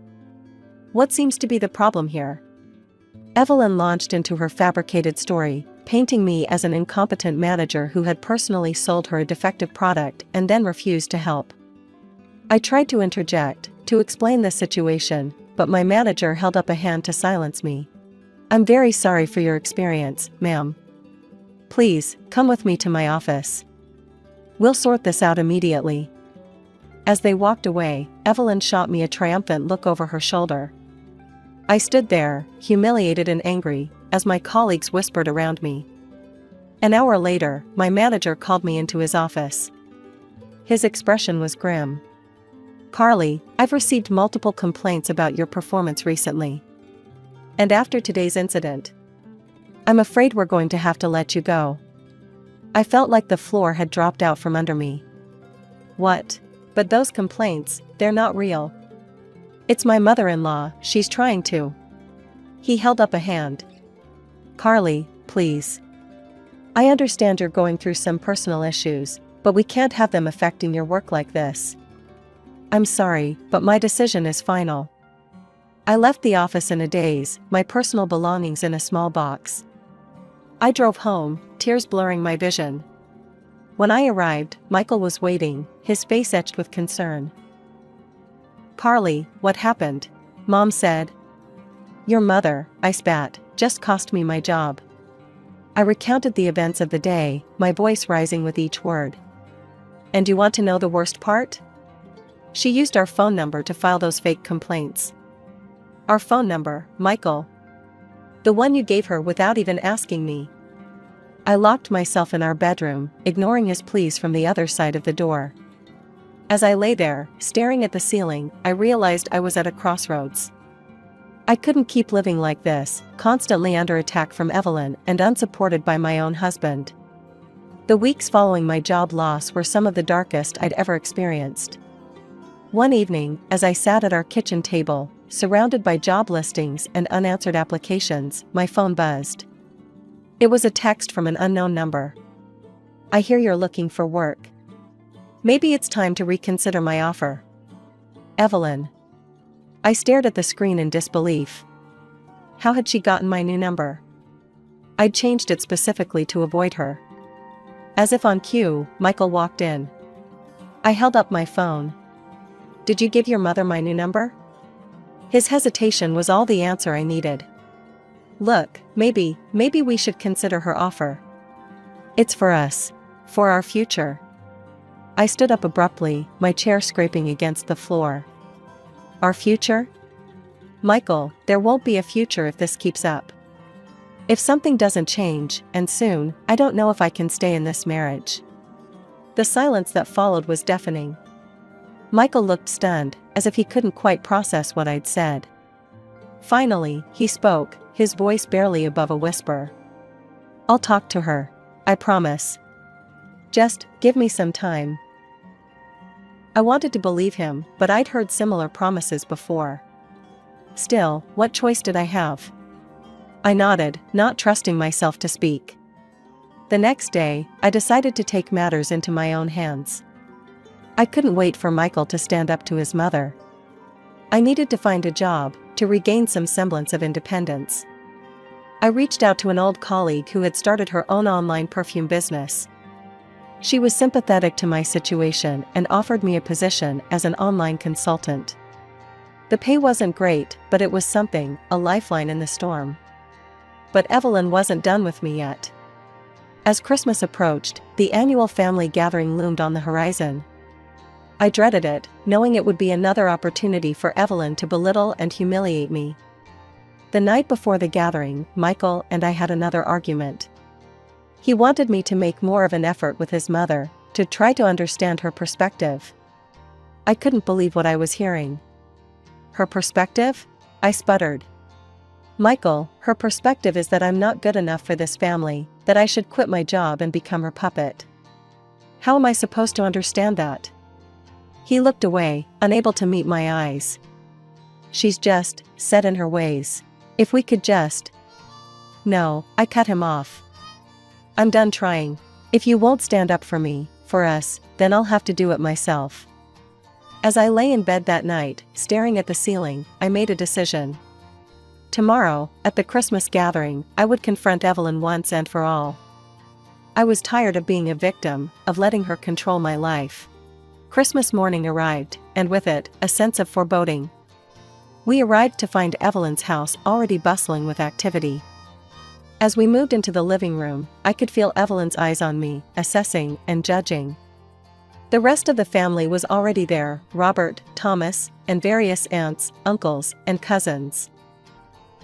The afternoon progressed with forced pleasantries and thinly veiled insults. Evelyn, as usual, held court, dominating every conversation. I noticed how she kept bringing up the topic of children, her eyes darting to me each time. Finally, during dinner, she addressed me directly. Carly, dear, she said, her voice dripping with false concern, I couldn't help but notice you're not drinking. Any special reason? I felt my cheeks flush as all eyes turned to me. No, Evelyn. I'm just not in the mood for alcohol. Her eyes narrowed. Well, I do hope you're not having difficulties in that area. It's just, well, you're not getting any younger. And with your career struggles, I thought perhaps you'd be focusing on more important matters by now. I stood up abruptly, my chair scraping against the floor. More important matters? You mean like being a submissive wife who gives up her dreams to please her mother-in-law? Gasps echoed around the table. Evelyn's face contorted with rage. How dare you speak to me like that in my own home? No, Evelyn, I shot back. How dare you treat me like this? I am your son's wife, not your punching bag. I've had enough of your manipulation and your cruelty. I turned to leave, but as I passed Evelyn, everything seemed to happen in slow motion. Evelyn made a sudden movement, knocking over her mug of hot tea. The scalding liquid splashed directly onto me. I screamed in pain as the hot tea soaked through my clothes. Evelyn, however, seemed unfazed by what she had done. She grabbed my arm, pulling me close. Listen here, you little brat, she hissed, her voice low and menacing. You will obey me. You will do as I say. Or I will destroy you. Through the haze of pain, I looked around the room, desperate for help. But everyone, including Michael, seemed frozen in shock. Finally Michael stood up, his face pale. I "I need some air," he mumbled, before fleeing the room. In that moment, something inside me broke. Without another word, I wrenched my arm free and ran out of the house, ignoring the chaos erupting behind me. I drove to the nearest hospital, my skin still burning from the tea.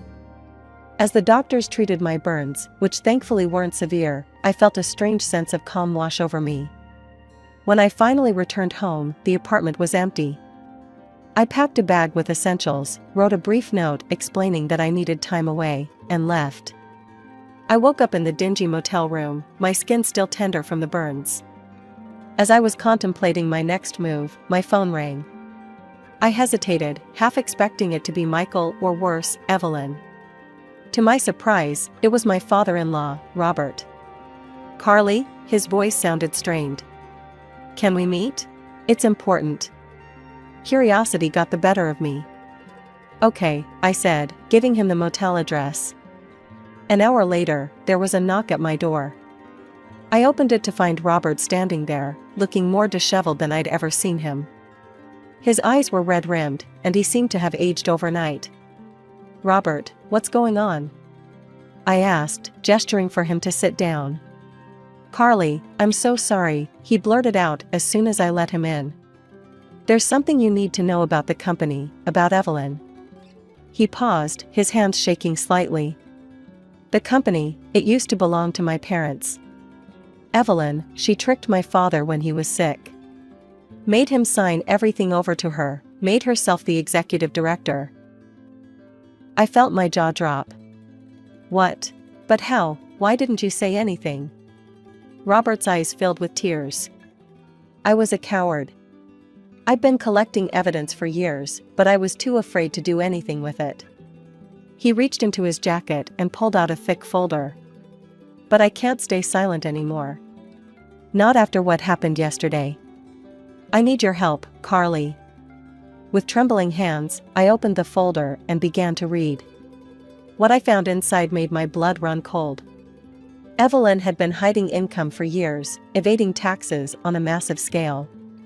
She'd been hiring undocumented workers, paying them a fraction of what they deserved and forcing them to work in appalling conditions. These workers, afraid of deportation, never complained about their treatment. But it got worse. The documents showed that many of the company's products were defective, failing to meet basic quality standards. Evelyn had been knowingly selling these subpar goods at full price, putting profits over people's safety. Then I came across a police report that made my heart stop. Thomas's ex-wife, who had worked in production, had discovered these illegal practices. She had threatened to report Evelyn to the authorities. In response, Evelyn had pushed her down a flight of stairs. The poor woman had sustained serious injuries, but Evelyn had intimidated her into silence. Shortly after, she had pressured Thomas into divorcing his wife. I looked up at Robert, my hands shaking. This is horrible. How could she do all this?" Robert broke down, tears streaming down his face. "I'm so sorry, Carly. I should have spoken up years ago. I was afraid. Of her, of losing everything. But I can't live with this guilt anymore." As I watched my father-in-law cry, a mix of emotions washed over me. Anger at Evelyn's cruelty and greed. Sympathy for Robert and all the workers who had suffered. And a growing determination to put an end to this injustice.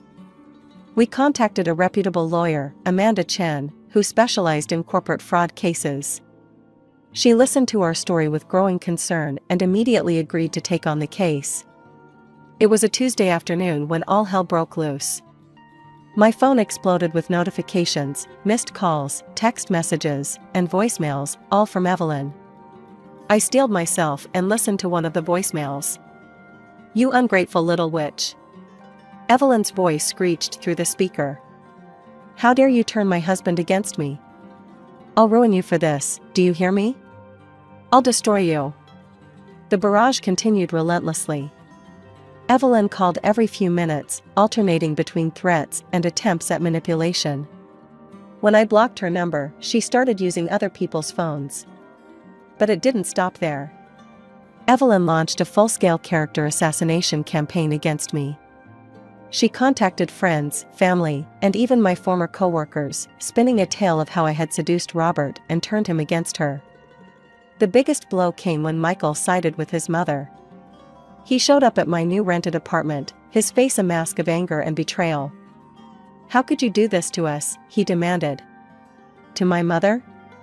I tried to explain, to show him the evidence, but he refused to listen.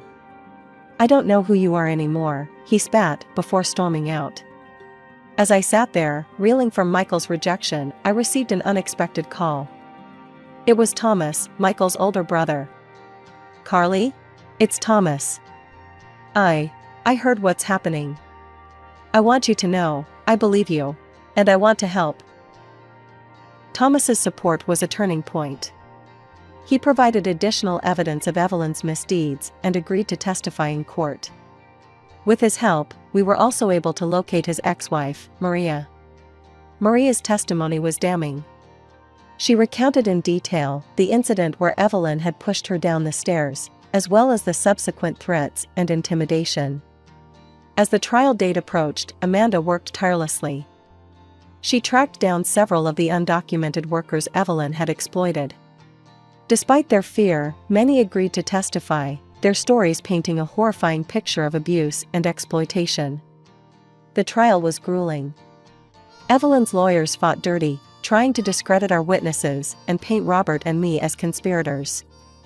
But Amanda was brilliant, methodically presenting our evidence and dismantling the defense's arguments.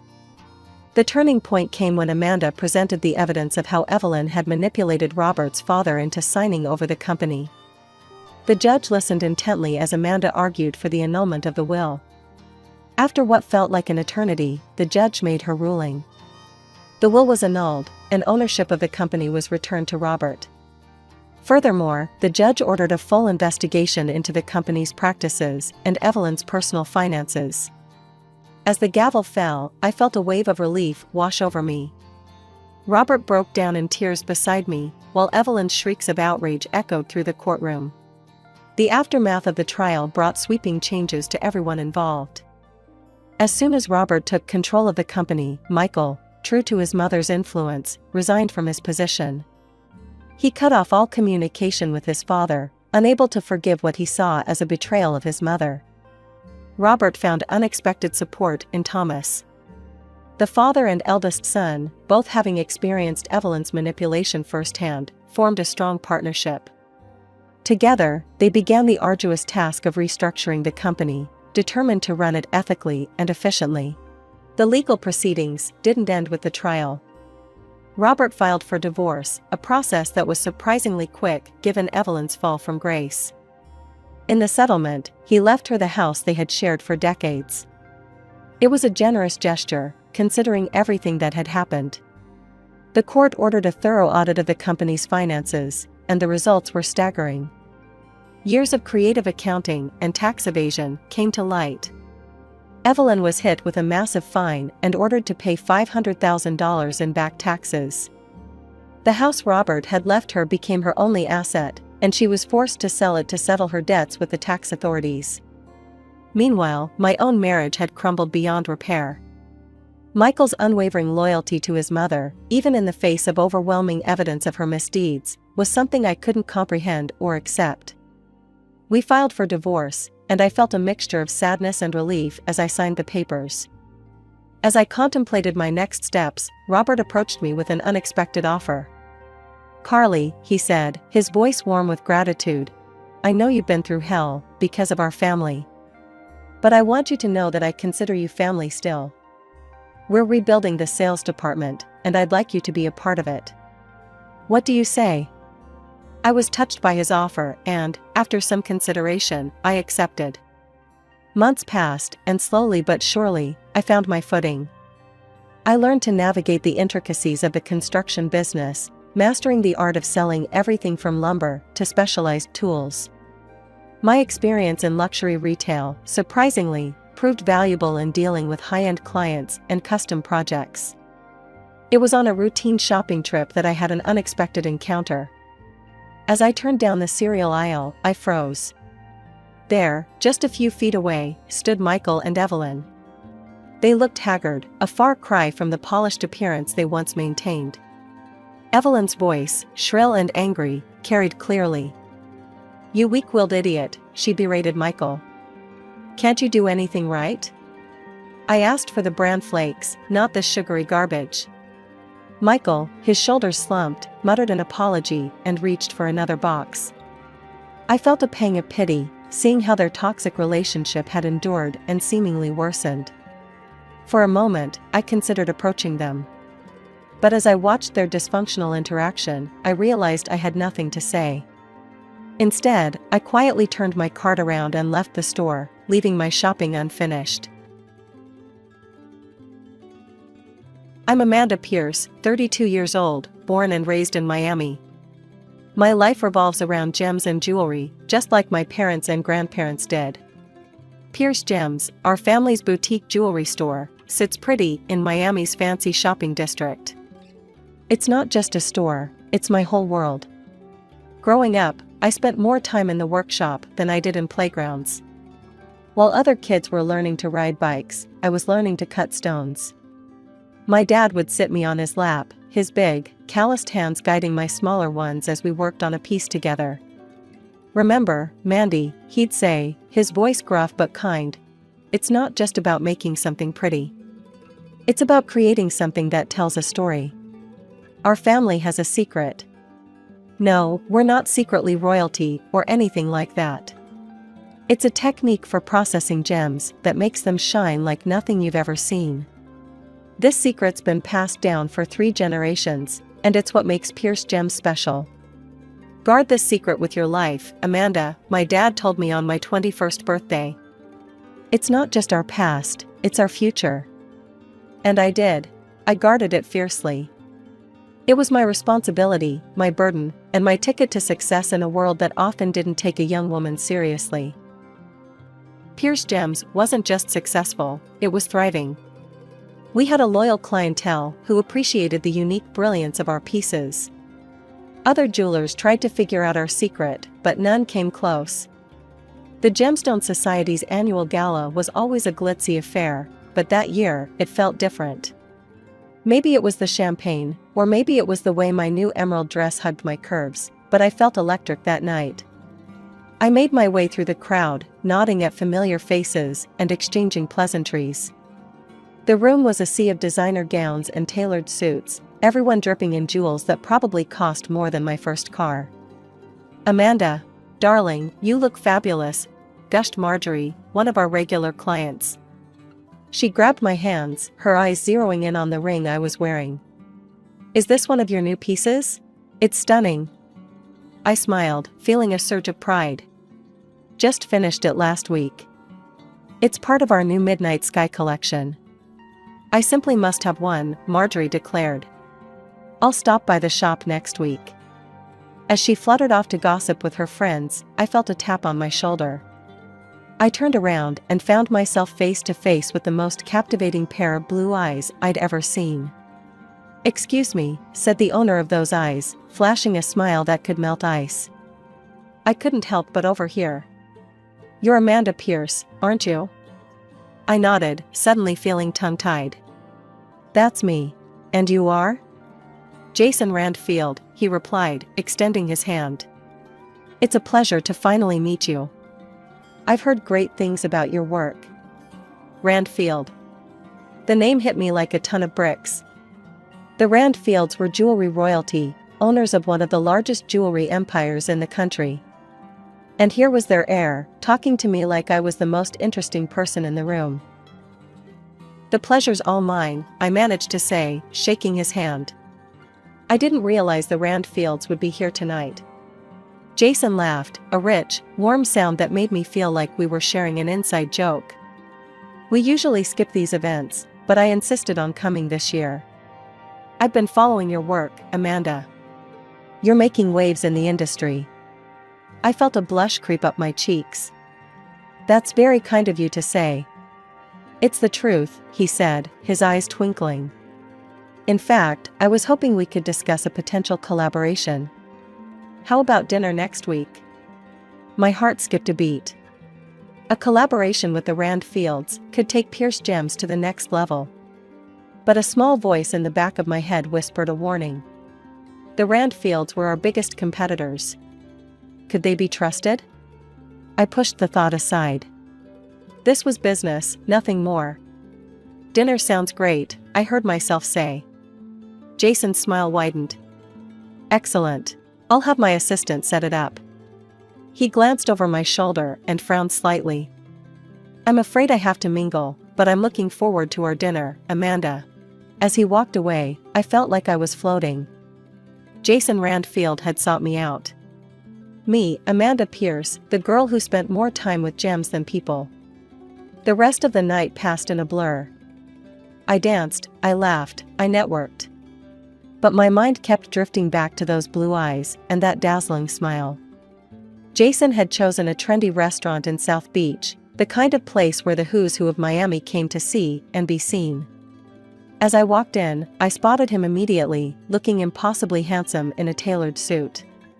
He stood up as I approached, his eyes lighting up. Amanda, he said, taking my hand. You look stunning. I felt a flutter in my stomach, but pushed it down. Thank you, Jason. You clean up pretty well yourself. As we sipped our wine, the conversation flowed easily. We talked about our shared passion for jewelry, swapping stories about difficult clients and challenging designs. I found myself relaxing, drawn in by Jason's wit and charm. So, I said, as our main courses arrived. You mentioned a potential collaboration at the gala. What did you have in mind? Jason leaned forward, his eyes sparkling with excitement. I've been following your work for a while now, Amanda. The way you bring out the brilliance in gems, it's unlike anything I've seen before. I think a partnership between Pierce Gems and Randfield Jewelry could revolutionize the industry. I raised an eyebrow. That's a bold statement. How exactly would this partnership work? We have the resources and the reach, Jason explained. You have the skill and the innovation. Together, we could create a line that combines the best of both our worlds. It sounded tempting, I had to admit. But years of protecting our family secret made me cautious. And what about our individual techniques? Our trade secrets? Jason held up his hands. Those would remain separate, of course. This would be about combining our strengths, not revealing our secrets. I nodded slowly, turning the idea over in my mind.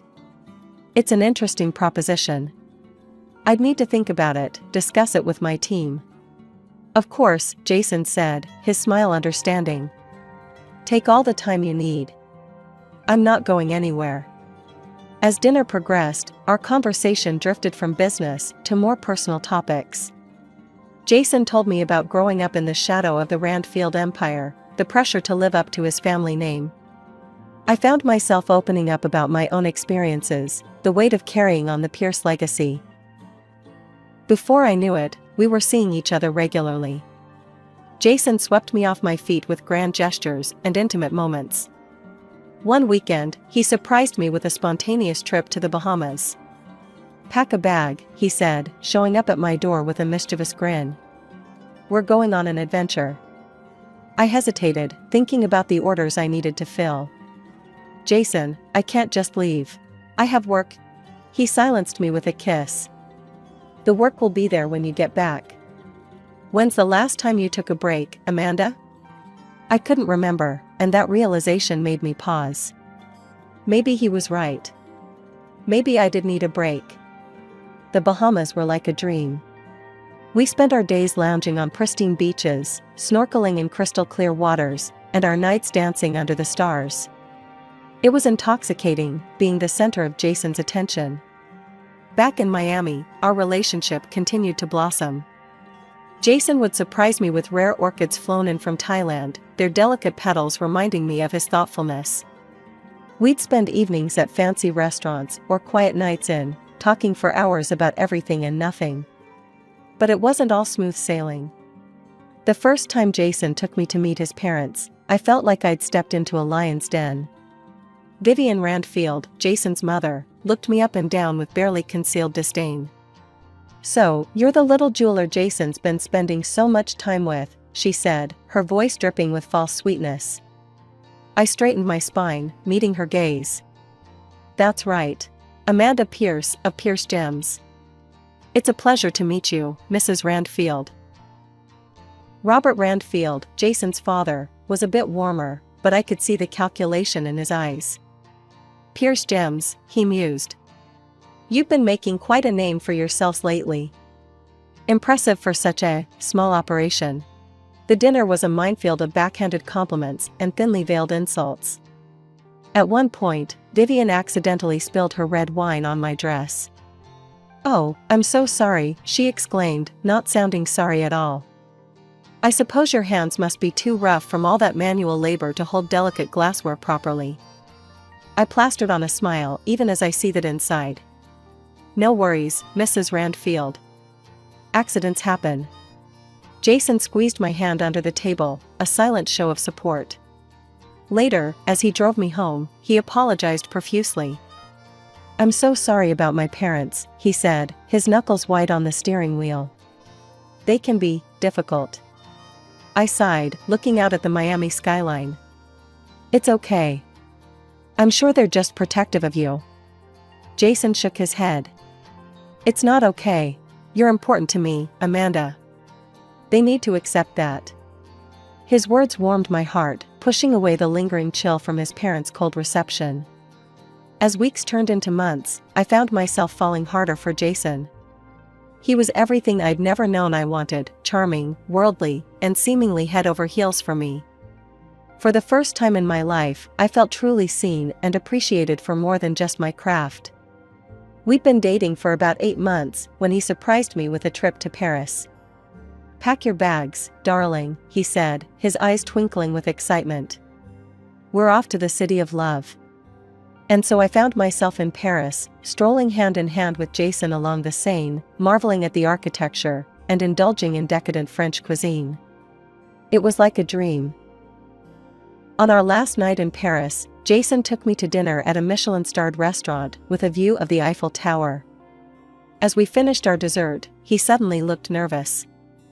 "Amanda," he said, reaching across the table to take my hand. "These past months have been the happiest of my life.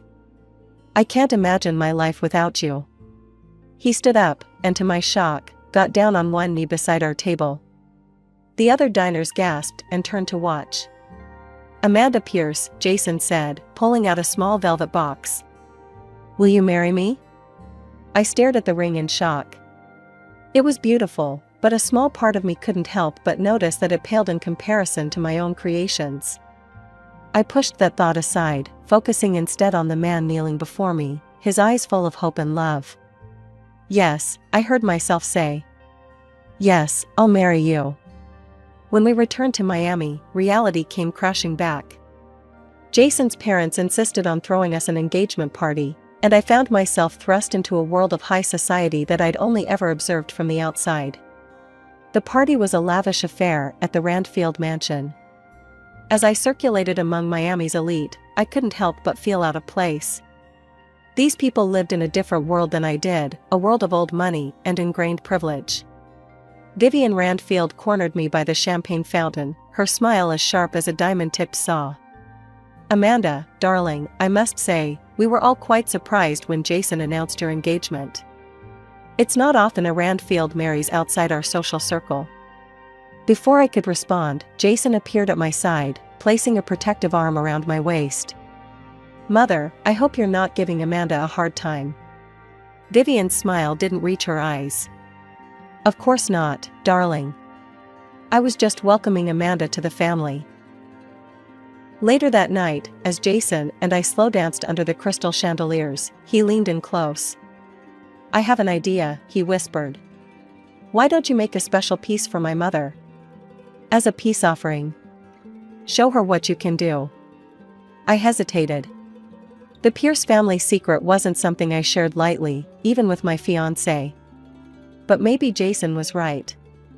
Maybe this could be a way to bridge the gap between our two worlds. The weeks following our engagement were a whirlwind of wedding planning. I threw myself into creating the perfect necklace for Vivian, hoping it would be the olive branch that could finally win her over. I spent countless hours in my workshop, pouring my heart and soul into the piece. I used rare pink diamonds and a flawless blue sapphire from my father's private collection. It was to be my masterpiece, a testament to my skill and the Pierce family secret. One evening, as I was putting the finishing touches on the clasp, Jason stopped by the workshop. His eyes widened. "Amanda, it's incredible. I've never seen anything like it." I felt a surge of pride. "Do you think your mother will like it?"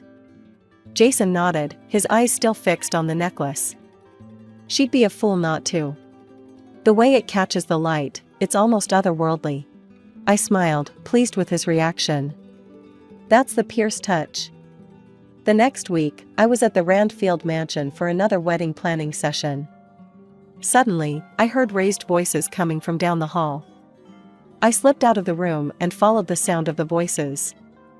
As I got closer, I could make out what they were saying. "You're being ridiculous, Jason," came Robert's deep voice.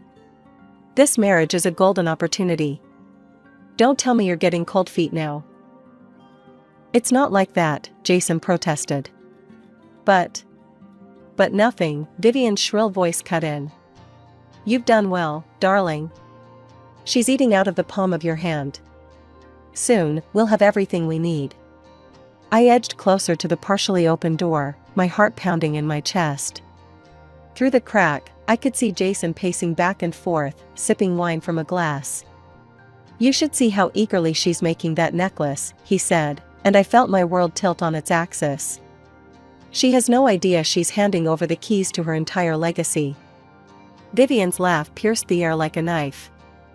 "And to think, we almost objected to you marrying that little nobody. I must say, Jason, your acting skills have improved tremendously. She actually believes you love her." I stumbled back, my hand flying to my mouth to stifle a gasp. This couldn't be happening. It had to be a mistake. But Robert's next words shattered any lingering doubt. "Once we have the Pierce secret, we'll corner the market," he said, his voice filled with smug satisfaction. "Who cares if her quaint little shop goes under?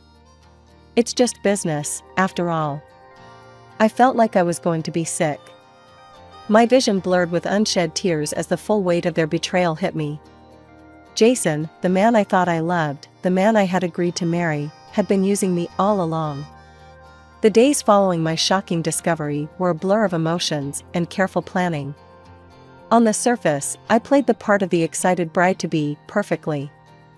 I gushed over flower arrangements, fretted about seating charts, and continued work on Vivian's necklace. But inside, I was seething with rage and plotting my revenge. "How's the necklace coming along, darling?" Jason asked one evening, wrapping his arms around me from behind as I worked in my studio. I fought the urge to flinch away from his touch. "Almost done," I replied, forcing a smile. "Your mother is going to love it." Late into the night, after Jason had gone home, I began creating a new collection. Each piece was a work of art, telling the story of betrayal through intricate designs and carefully chosen gems. But jewelry wasn't my only focus. One day, I broke into Jason's home computer and downloaded all the files I could find. I spent hours poring over the Randfield Company documents, looking for any discrepancies or signs of wrongdoing. It was tedious work, but my determination fueled me. One night, as I was going through a stack of financial reports, something caught my eye. The Randfields had been systematically replacing high-quality gems with cheaper alternatives in their jewelry, scamming their customers out of millions. The next challenge was gathering evidence of their plot against me. I bought a small, high-quality recording device and began carrying it with me everywhere. It felt dirty, but I reminded myself that they had started this game. I was just finishing it. As the final week before the wedding arrived, I put the finishing touches on my plan. I had evidence of the Randfields' gem scam, recordings of their plot against me, and a collection that would shock Miami's elite to its core. The morning of the wedding dawned bright and clear, a perfect Miami day. As I arrived at the beachfront venue, my heart was pounding, but my resolve was firm. I clutched my velvet-lined case, containing my new collection and all the evidence I'd gathered, like a lifeline. "Amanda! There you are!" Jason's best man, Mark, called out as I entered. "Everyone's been looking for you. Are you ready?" I gave him a tight smile. "More ready than you know." As I was ushered into a private room to wait, I could hear the murmur of guests arriving outside. Miami's elite, all gathered to witness what they thought would be the society wedding of the year. If only they knew. The wedding march began to play, and I started my walk down the aisle. Faces turned to watch me, smiling and expectant. I saw Vivian and Robert in the front row, looking smug and satisfied. Jason waited at the altar, beaming at me. But as I reached the altar, instead of taking Jason's hand, I turned to face the assembled guests. "I'm afraid there won't be a wedding today," I announced, my voice clear and strong. Gasps echoed through the crowd. Jason's face contorted in confusion. "Amanda, what are you doing?" I ignored him, addressing the guests instead. "Instead, I'll be unveiling my newest collection, The Art of Betrayal." With that, I opened my case and began to pull out the pieces one by one, explaining the symbolism behind each one. The snake bracelet, representing deceit. The shattered diamond ring, symbolizing broken trust. The color-changing teardrop earrings, reflecting the shifting nature of lies. As I spoke, I saw understanding and horror dawn on the Randfields' faces. But I wasn't done yet. "And for the grand finale," I said, pulling out Vivian's necklace, "a special commission with a hidden message." I held it up to the light, revealing the word liar spelled out in pink diamonds. The crowd gasped again, this time in a mix of shock and admiration. "Amanda, stop this nonsense right now," Robert Randfield bellowed, his face red with anger. But I was beyond stopping. I pulled out the documents I'd gathered, the recordings I'd made. "The Randfields aren't just liars in love," I announced. "They're liars in business too."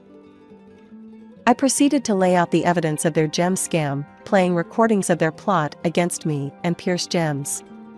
With each revelation, the crowd's murmurs grew louder, shocked faces turning to the Randfields for explanation. "This is preposterous," Vivian shrieked, but her voice was shaking. As security began to escort the sputtering Randfields out, I addressed the crowd one final time. "I stand before you not as a bride, but as a businesswoman protecting her legacy.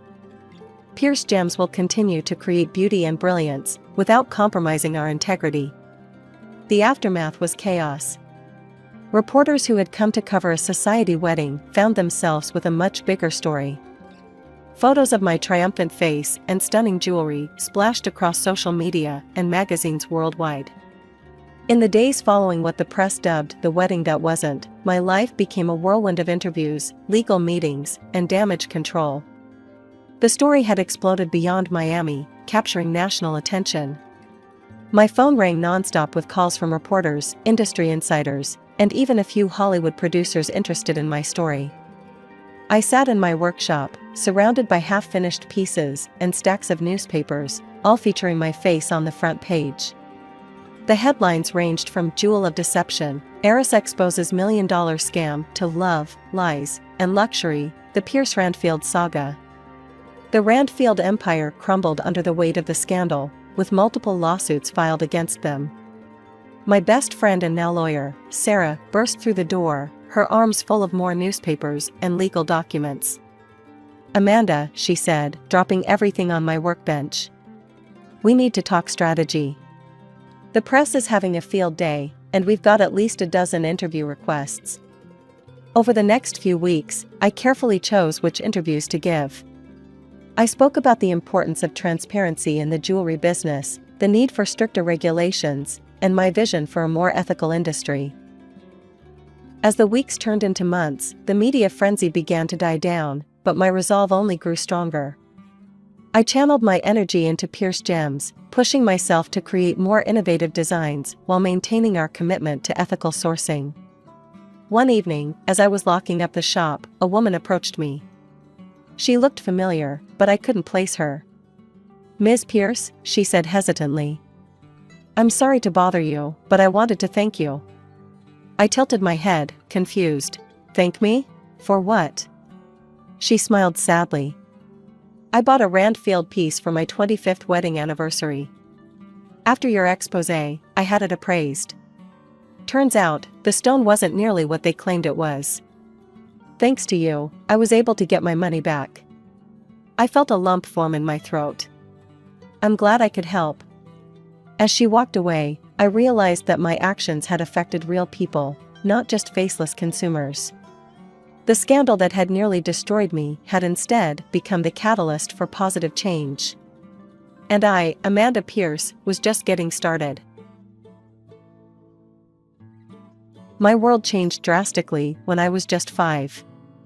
Dad had passed away from a sudden heart attack, and not long after, Mom decided to remarry. His name was George.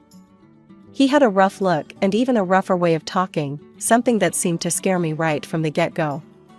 George brought not just his belongings into our little home, but his daughter, Liza, who was 2 years my senior and, as I'd soon find out, twice as mean. I remember the first time I met Liza. She had this smug smile plastered across her face, looking down at me as if I was some sort of bug she found amusing. So, you're the baby of the house? Well, not anymore. Better get used to it, Liza sneered, her eyes scanning me like I was her new project to fix or break. Mom tried to make things sound all sugar-coated when she talked about them moving in. Ella, honey, it's going to be wonderful to have a bigger family. Liza will be like the older sister you never had. But Liza was no sister to me. The first few days she moved in, she laid down the law, her law. My toys weren't mine anymore, they were ours, which meant they were hers whenever she wanted. And when I protested? Well, let's just say George didn't like that at all. Ella, stop being selfish. Learn to share with your sister. He'd grumble, his voice deep and usually laced with annoyance. Mom never stood up to him. Whenever I went to her, hoping she'd take my side just this once, she'd always have the same old tired lines. Ella, please. Just try a little harder to get along. For me, okay? She'd plead, her eyes always looking a bit too tired, a bit too sad. Liza knew she had the upper hand, and she milked it every chance she got. If she broke something, somehow it was my fault. If she lost something, somehow I had stolen it. But one particular afternoon sticks out in my memory like a sore thumb. Liza had been particularly cruel that day, hiding my favorite doll and claiming she had no idea where it was. I found it later, tossed in the trash can outside. I remember holding the dirty, slightly torn doll as I walked into the house, tears streaming down my face. Look what she did, Mom. Look. I cried, holding up the doll for her to see. Mom glanced at the doll, then at my tear-stained face, and for a moment, I thought she'd finally see my side. But then her eyes shifted towards the living room where George was sitting, watching TV. Ella, maybe it was an accident. Just let it go, please, she whispered, her voice tense as she glanced nervously towards the living room. Liza just laughed from the doorway, her arms crossed over her chest. Crybaby, she muttered under her breath, loud enough for me to hear. That night, as I lay in bed clutching the now clean but still ripped doll, I realized that this was my new normal. Liza wasn't going anywhere, and neither was George. And Mom, well, she was there but not really there for me. Things took a sharper turn when Mom announced she was pregnant. I remember feeling a mix of emotions. A little brother or sister could mean someone else on my side, right? Wrong. It just meant more reasons for Mom and George to pay attention to anything but me. Tommy was born on a chilly morning in November. He was a quiet baby, hardly ever cried, but he needed constant attention, as all babies do. Mom was either feeding him, changing him, or trying to catch a few minutes of sleep. And George? Well, he was over the moon about having a son. Liza and I were pushed further to the back burner. But while I felt more isolated, Liza seemed to relish it. It was like she thrived on the chaos, knowing she could get away with anything as the focus wasn't on us anymore. One evening, I was trying to finish some homework at the kitchen table, struggling to concentrate over the sound of Tommy's fussing. Liza waltzed in, dropped her bag on the table, and scattered my papers everywhere. "Hey, I was using those," I snapped, my frustration peaking. "So?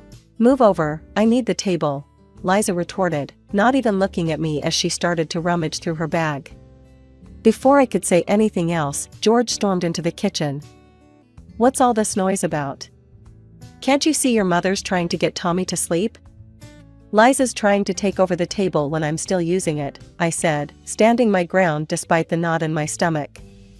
George's face turned a shade I knew too well, and his voice was even and dangerous. "Ella, stop your complaining and go to your room. Let your sister use the table." "But Dad." "He's not your dad. Don't call him that." Liza cut in, her words sharp and biting. That stung more than I expected, and without another word, I grabbed my things and stormed off to my room, slamming the door behind me. I pressed my back against it, sliding down to the floor as I fought back tears. I felt so alone, cornered in a house that no longer felt like home. After that night, I learned to keep my head down. Liza took advantage, of course, always finding new ways to torment me when no one else was looking. George never did anything about it. If anything, he seemed to agree with whatever Liza said, which only made her bolder. "Shouldn't you be nicer to me? I mean, we're practically sisters." I once tried to reason with her, hoping to break through her tough exterior. Liza laughed, cold and harsh. "We're not sisters. We're not even friends. Remember that." And I did. Every single day that I lived in that house, I remembered. My room became my sanctuary, the only place I felt somewhat safe. But even there, the sounds of a happy family, a family that didn't include me, filtered through the walls, a constant reminder of where I stood. As soon as I finished high school, I knew I had to get out. Staying in that house wasn't an option anymore. It was suffocating, like trying to breathe underwater. So, I moved to the city. It was a fresh start, a chance to be who I wanted to be without anyone hovering over me, dictating what I could or couldn't do. The first few weeks were tough. I remember walking into my tiny studio apartment for the first time, feeling a mix of excitement and terror. It was all on me now. No more Liza, no more George, just Ella, trying to make it on her own. I found a job at a local cafe to pay the bills and signed up for a nail technician course.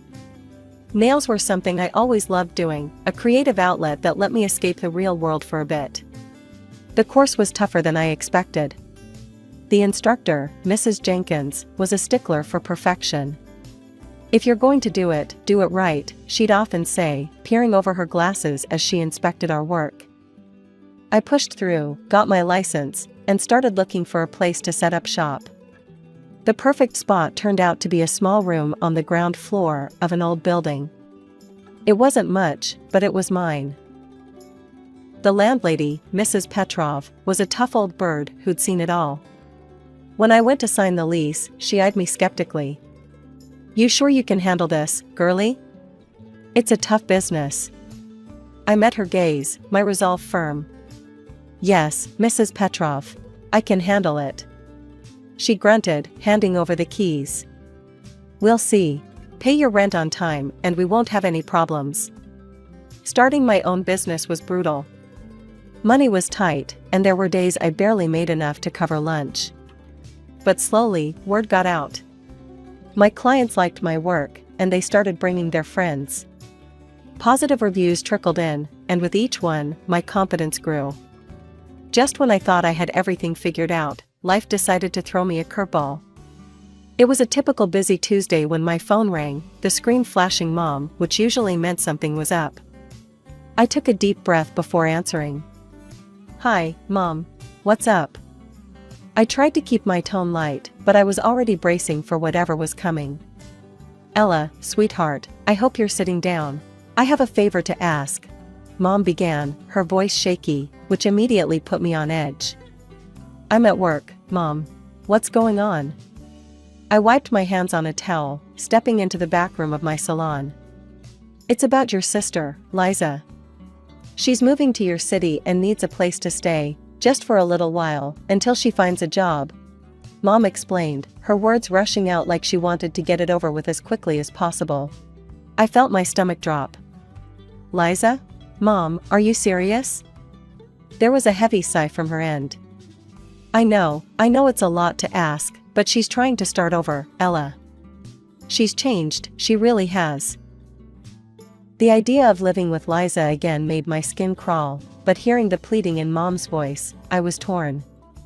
I don't know, Mom. Please, Ella. For me? It won't be for long, I promise. And just like that, I found myself agreeing to let Liza stay. Fine, but just for a little while, okay?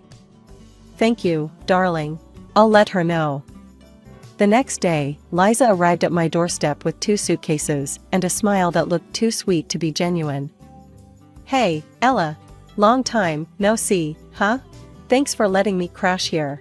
I really appreciate it, she chirped, stepping inside before I could even respond.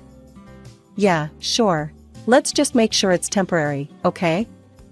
I said, eyeing her suitcases with suspicion. Liza laughed, a bit too loudly. Of course. I'll be out of your hair before you know it. The first week wasn't as bad as I expected.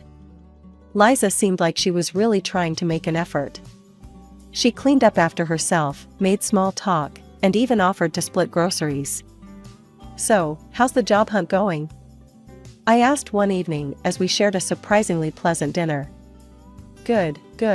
I've got a couple of interviews lined up next week, Liza replied, sounding optimistic.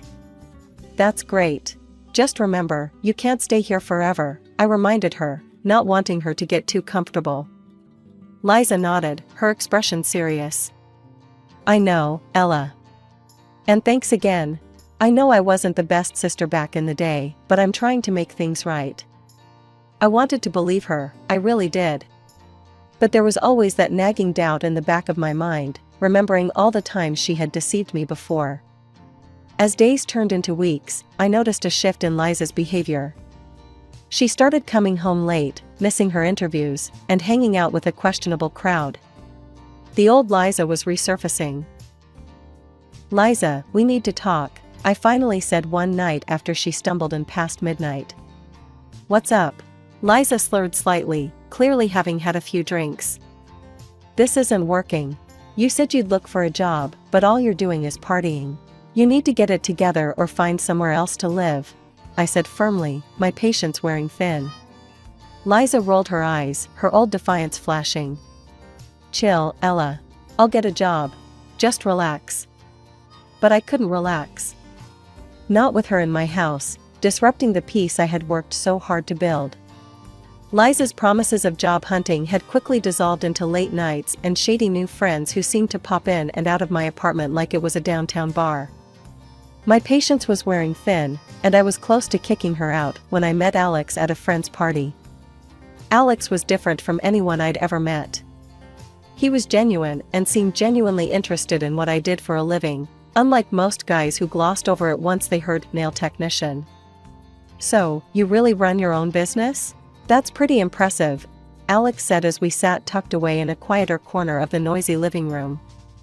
Yeah, it's been a wild ride, but I love it. It's mine, you know? I replied, feeling a spark of pride flicker within. We started seeing each other, and things were going great, except for one thing, Liza. She had taken an unsettling interest in Alex. At first, it was just lingering looks, but then she started making excuses to stick around whenever he came over.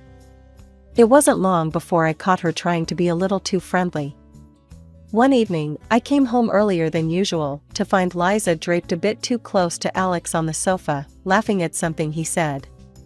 The scene made my blood boil. Having fun? I asked, my voice sharp as I dropped my keys on the counter a little louder than necessary.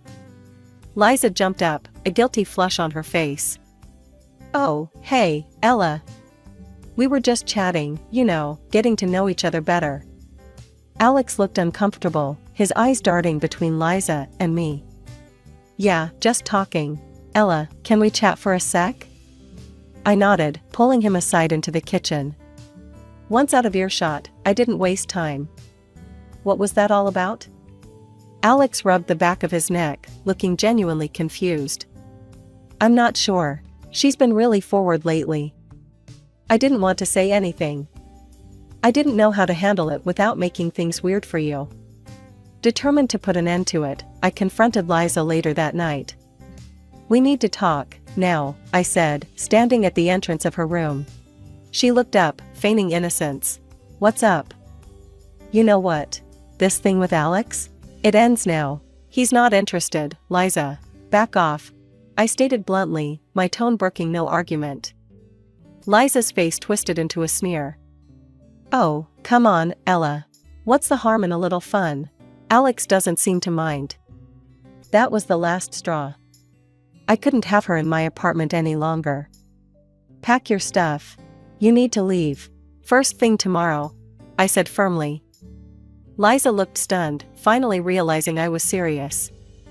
You can't kick me out. Where will I go? That's not my problem. You should have thought of that before, I replied, feeling a mix of relief and sadness. It hurt, but it was necessary.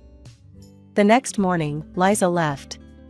She was out of my life again, and this time I hoped it was for good.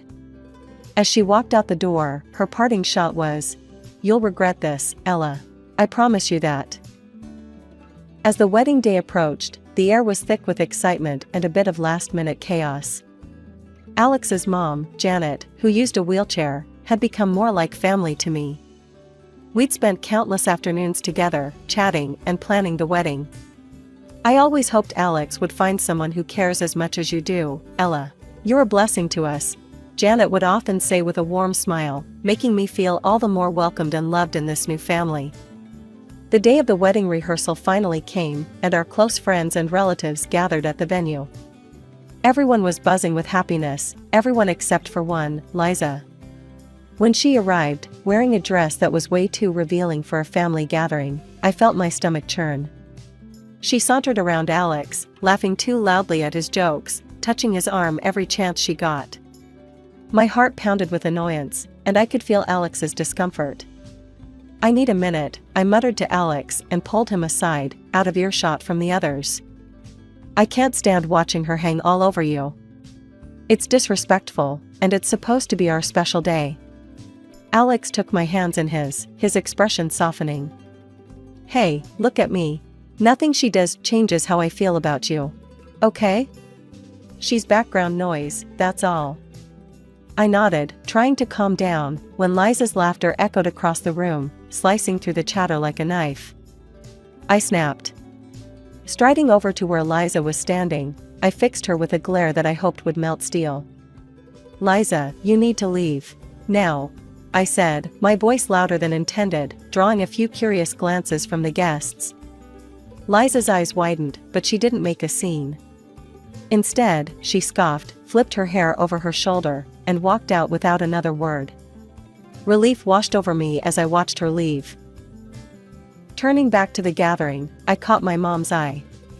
She approached, her expression a mix of concern and curiosity. What was that all about? Mom asked, her voice low. I don't want her here, Mom. Not today, not at the wedding. She's done enough damage, I said, my voice firm. Mom nodded, her eyes softening.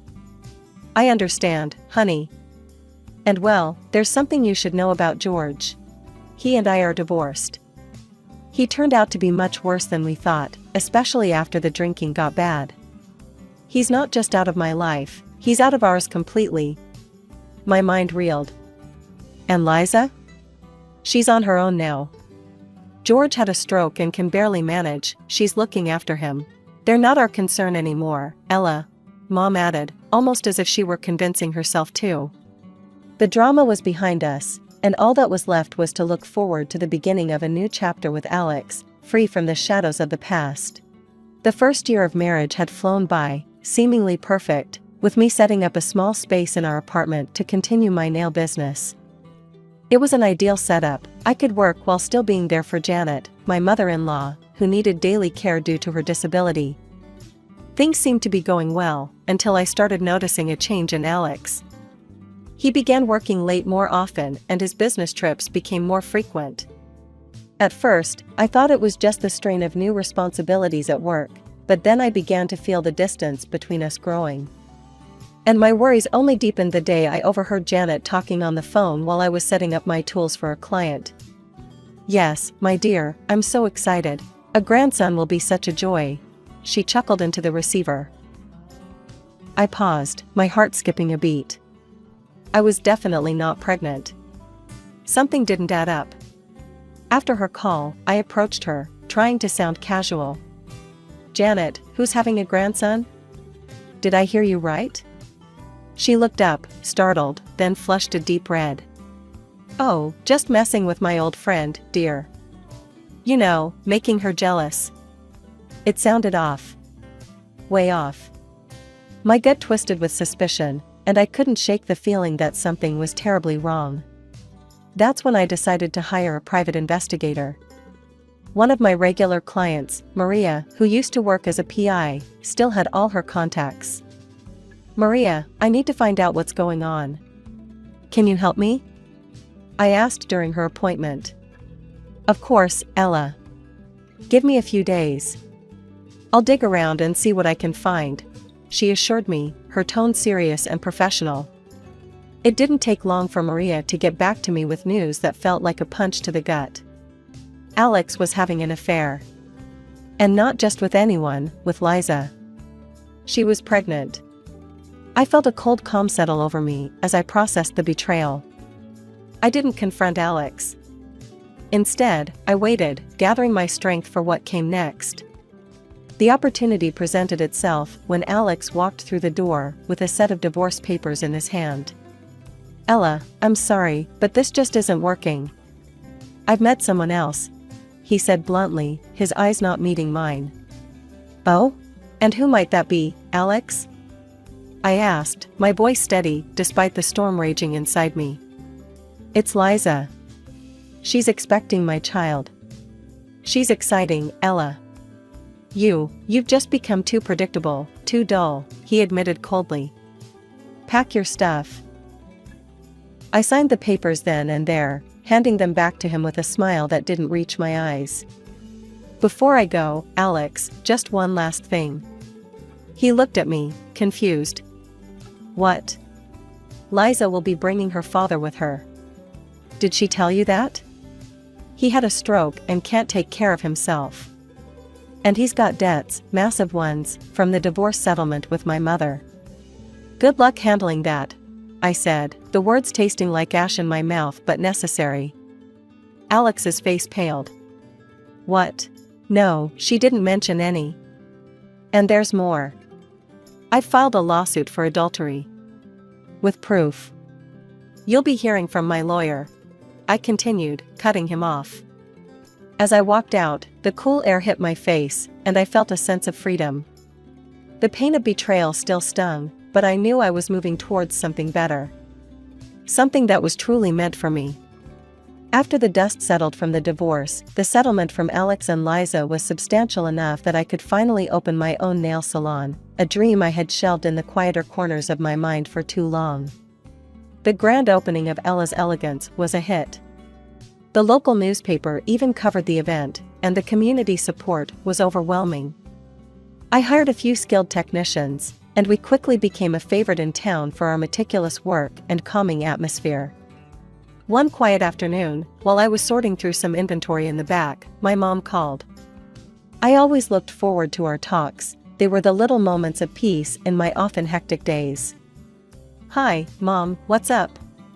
I asked, smiling as I paused to sit down. "Oh, nothing much. I just heard from an old friend of mine. Liza had her baby," she said hesitantly, probably expecting me to react negatively. Instead, I found myself smiling, genuinely hoping that child brought her more joy than she had brought to others. "That's good to hear, Mom. I hope they're both healthy. Speaking of which, I've got a little surprise for Alex that I think will close this chapter of my life for good."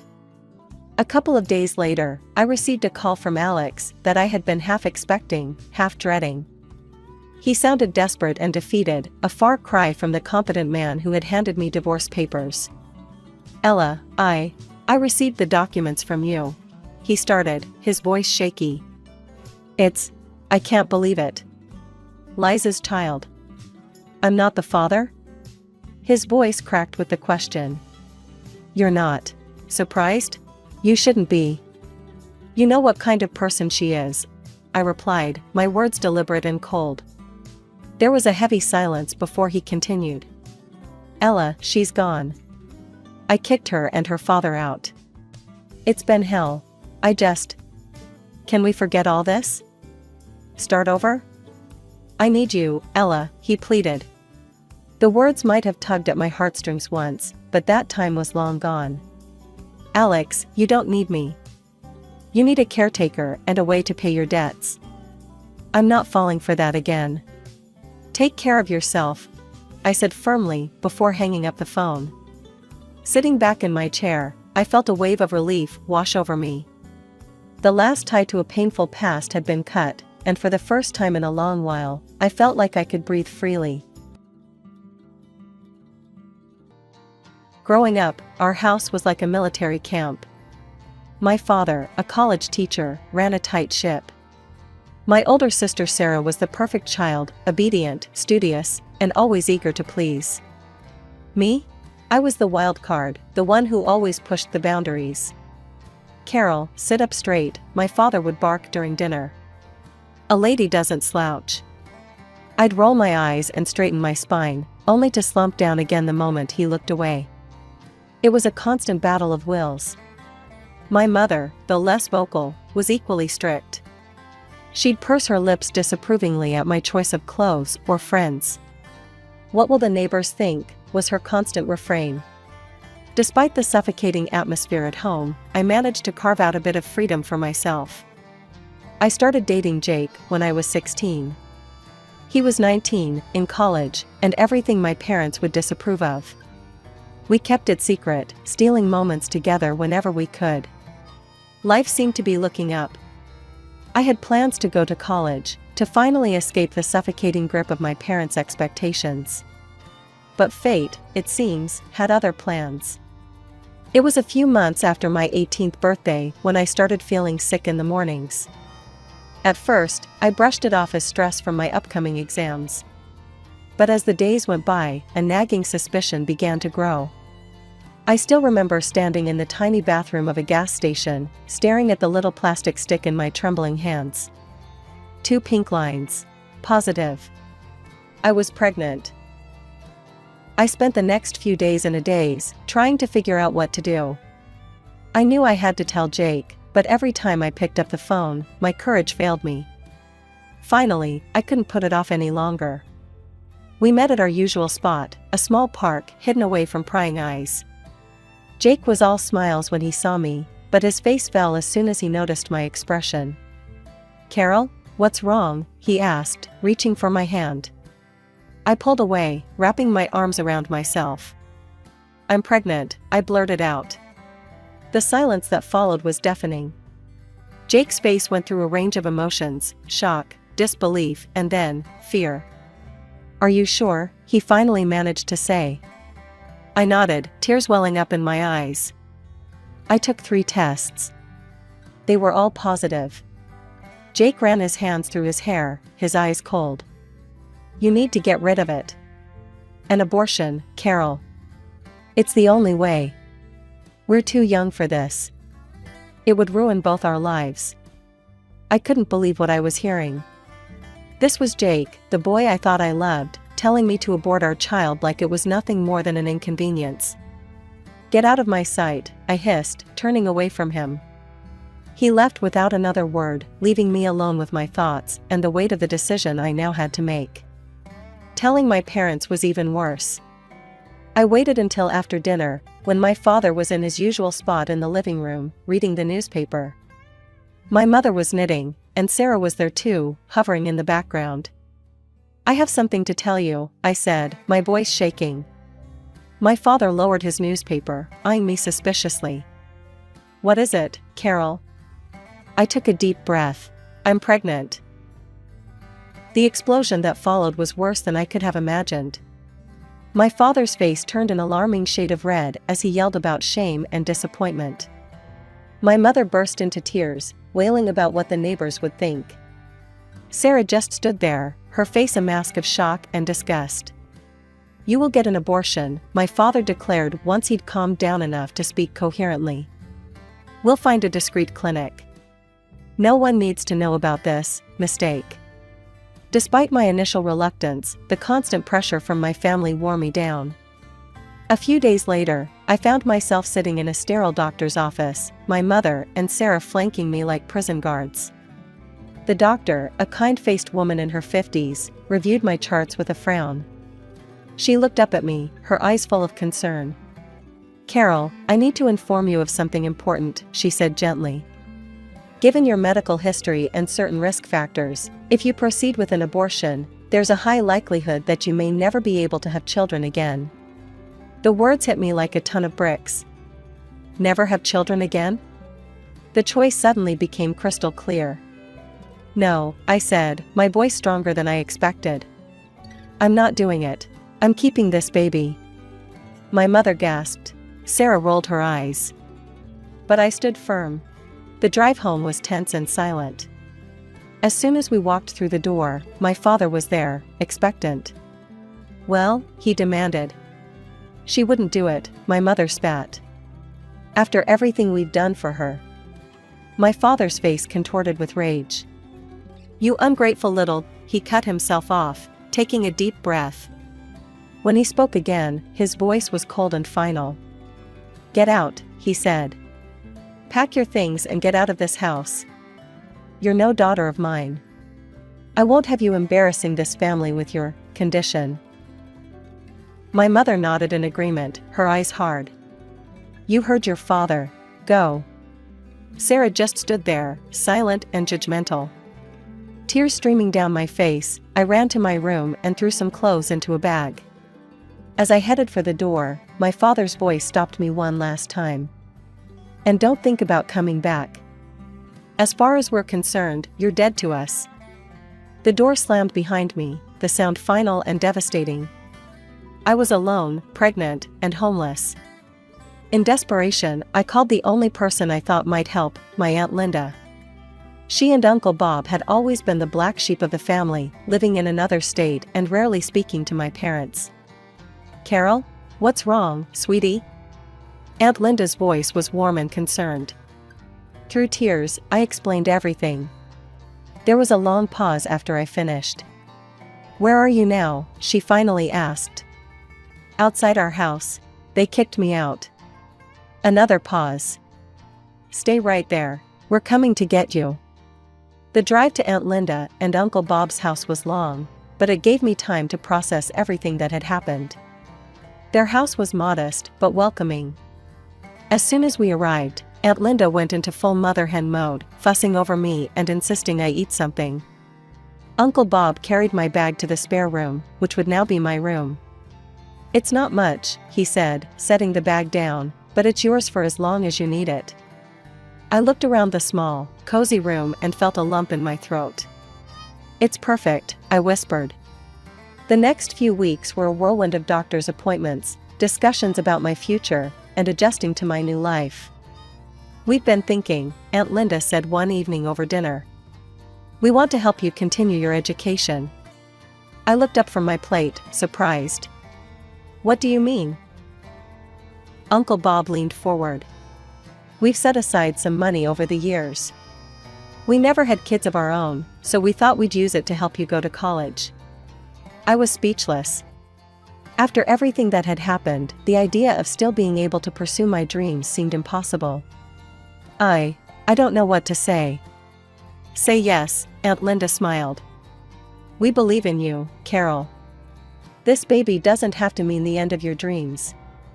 And so, with their support, I enrolled in a local community college, majoring in business management. It wasn't easy, balancing classes with doctor's appointments and the increasing discomfort of pregnancy, but I was determined to make it work. I also found a job as a waitress at a local restaurant. The owner, a kind woman named Maria, was understanding about my situation and flexible with my hours. It wasn't much, but it allowed me to start saving for the baby and contribute a little to Aunt Linda and Uncle Bob's household. The day my son was born was the most terrifying and beautiful day of my life. After hours of labor, I held him in my arms, marveling at his tiny fingers and toes. Aunt Linda and Uncle Bob were there, beaming with pride like grandparents. "What are you going to name him?" Aunt Linda asked softly. I looked down at my son's face, so peaceful in sleep. "Daniel," I said. "It means God is my judge. Because no matter what anyone else thinks, I know I made the right choice." As I settled into motherhood, juggling a newborn with college classes and work, I often thought about my parents and Sarah. Had they heard about Daniel? Did they ever regret their decision? But I pushed those thoughts aside. I had a new family now, one that accepted me and loved me unconditionally. One day, as I was scrolling through social media during a rare moment of downtime, a post caught my eye. It was from Sarah. My heart skipped a beat as I read it. "Excited to announce that Jake and I are engaged. Can't wait to start our life together." The photo showed Sarah, beaming, her arm around Jake, the same Jake who had abandoned me and our child. They looked happy, carefree. Like nothing had ever happened. I felt a surge of emotions, anger, hurt, betrayal. But as I looked over at Daniel, peacefully playing in his crib, I realized something. I didn't need their approval. I didn't need their love. I had everything I needed right here.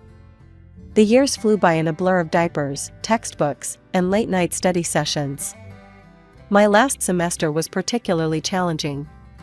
I was taking extra classes to graduate on time, still working at the restaurant, and chasing after an energetic 3-year-old.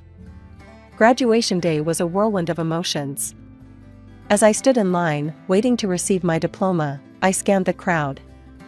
Aunt Linda and Uncle Bob were there, of course, beaming with pride. Daniel sat on Uncle Bob's shoulders, waving excitedly every time he caught my eye. The real surprise came at the graduation party Aunt Linda and Uncle Bob threw for me. As we were celebrating, Maria, my boss from the restaurant, pulled me aside. "Carol, I have a proposition for you," she said, her eyes twinkling. "I'm looking for a new restaurant manager, and I think you'd be perfect for the job." I was stunned. "Me? But I've only ever been a waitress." Maria waved her hand dismissively. "You've been much more than that. I've seen how you handle difficult customers, how you organize the staff, how you balanced work and school and motherhood. That's the kind of dedication and skill I need in a manager." It was a dream come true. A stable job with better pay and regular hours, exactly what I needed for Daniel and me to start our new life. The next few years were a whirlwind of positive changes. I threw myself into my new role at the restaurant, learning everything I could about management and business operations. Daniel started school, growing into a bright, curious boy who loved to read and play baseball. It was at one of Daniel's Little League games that I met Tom. He was there with his son, Michael, who was on the opposing team. We struck up a conversation, and I was immediately drawn to his kind eyes and easy laugh. "Single dad?" I asked, noticing he was alone. He nodded, a sad smile crossing his face. "Widower, actually. Michael's mom passed away when he was a baby." My heart went out to him. "I'm so sorry. It must be tough." "It is," he admitted. "But we manage. How about you? Single mom?" I laughed. "Is it that obvious?" Our relationship developed slowly. We were both cautious, having been hurt before and with our children to consider. But as the months passed, I found myself falling for Tom. He was kind, patient, and Daniel adored him. A year after we met, Tom proposed. It wasn't a grand, theatrical gesture, just a quiet moment in his backyard, with our boys playing nearby. Our wedding was small and intimate, just close friends and family. As I walked down the aisle, Daniel proudly by my side as the ring bearer, I caught Aunt Linda's eye. She was crying, but her smile was radiant. Life with Tom, Daniel, and Michael settled into a comfortable rhythm. And a couple of years after our wedding, we were blessed with another addition to our family. Our daughter, Emily, was born on a warm spring morning. As I held her in my arms, with Tom, Daniel, and Michael gathered around the hospital bed, I felt a sense of completeness I'd never experienced before. I loved all three of my children equally, Daniel and Emily, my biological children, and Michael, my stepson. They were all my kids, regardless of blood ties. One evening, as Aunt Linda was over helping with the kids, we were startled by a familiar voice coming from the TV. There, larger than life, were my parents. My father was standing at a podium, waving to a cheering crowd. The ticker at the bottom of the screen read, "John Williams announces candidacy for mayor." I felt my heart stop. It had been years since I'd seen my parents, even if only on a screen. My father looked older, his hair grayer, but his eyes still held that stern, determined look I remembered so well. As we watched him speak about family values and moral integrity, Aunt Linda's face contorted with anger. "Hypocrites," she spat, her voice trembling with rage. I turned to her, shocked by her outburst. "Aunt Linda?" She took a deep breath, her eyes never leaving the screen. "There's something you need to know, Carol. Something they've hidden for years." What she told me next shook me to my core. Many years ago, before Sarah and I were born, my parents had their first child, a boy. But he was born with severe physical defects, without legs. Instead of embracing their child, they left him at the hospital, afraid he would embarrass them. I felt a whirlwind of emotions, shock, anger, disbelief, and a profound sadness for the brother I never knew. "Why didn't you tell me before?" I asked. Aunt Linda's eyes filled with tears. "I'm sorry, Carol. I should have. But after what they did to you, I didn't want to add to your pain." That night, after the kids were in bed, I made a decision. I needed to find my brother. With Tom's support, I hired a private investigator. Weeks passed, and finally, we got a lead. My brother was alive, and against all odds, he had thrived. He was a successful writer, married with children of his own. He had been adopted by a wealthy family who had given him every opportunity to succeed in life. Meeting him for the first time was surreal. Despite his physical differences, I could see echoes of my own features in his face. His name was James, and he greeted me with a warm smile and open arms. "I always knew I had a biological family out there somewhere," he said, his voice gentle. "I just never expected to find a sister." Over the next few months, James and I grew close. I introduced him to my family, and he welcomed us into his. His wife, Sarah, a coincidence that made me laugh, and their 2 children became a part of our extended family.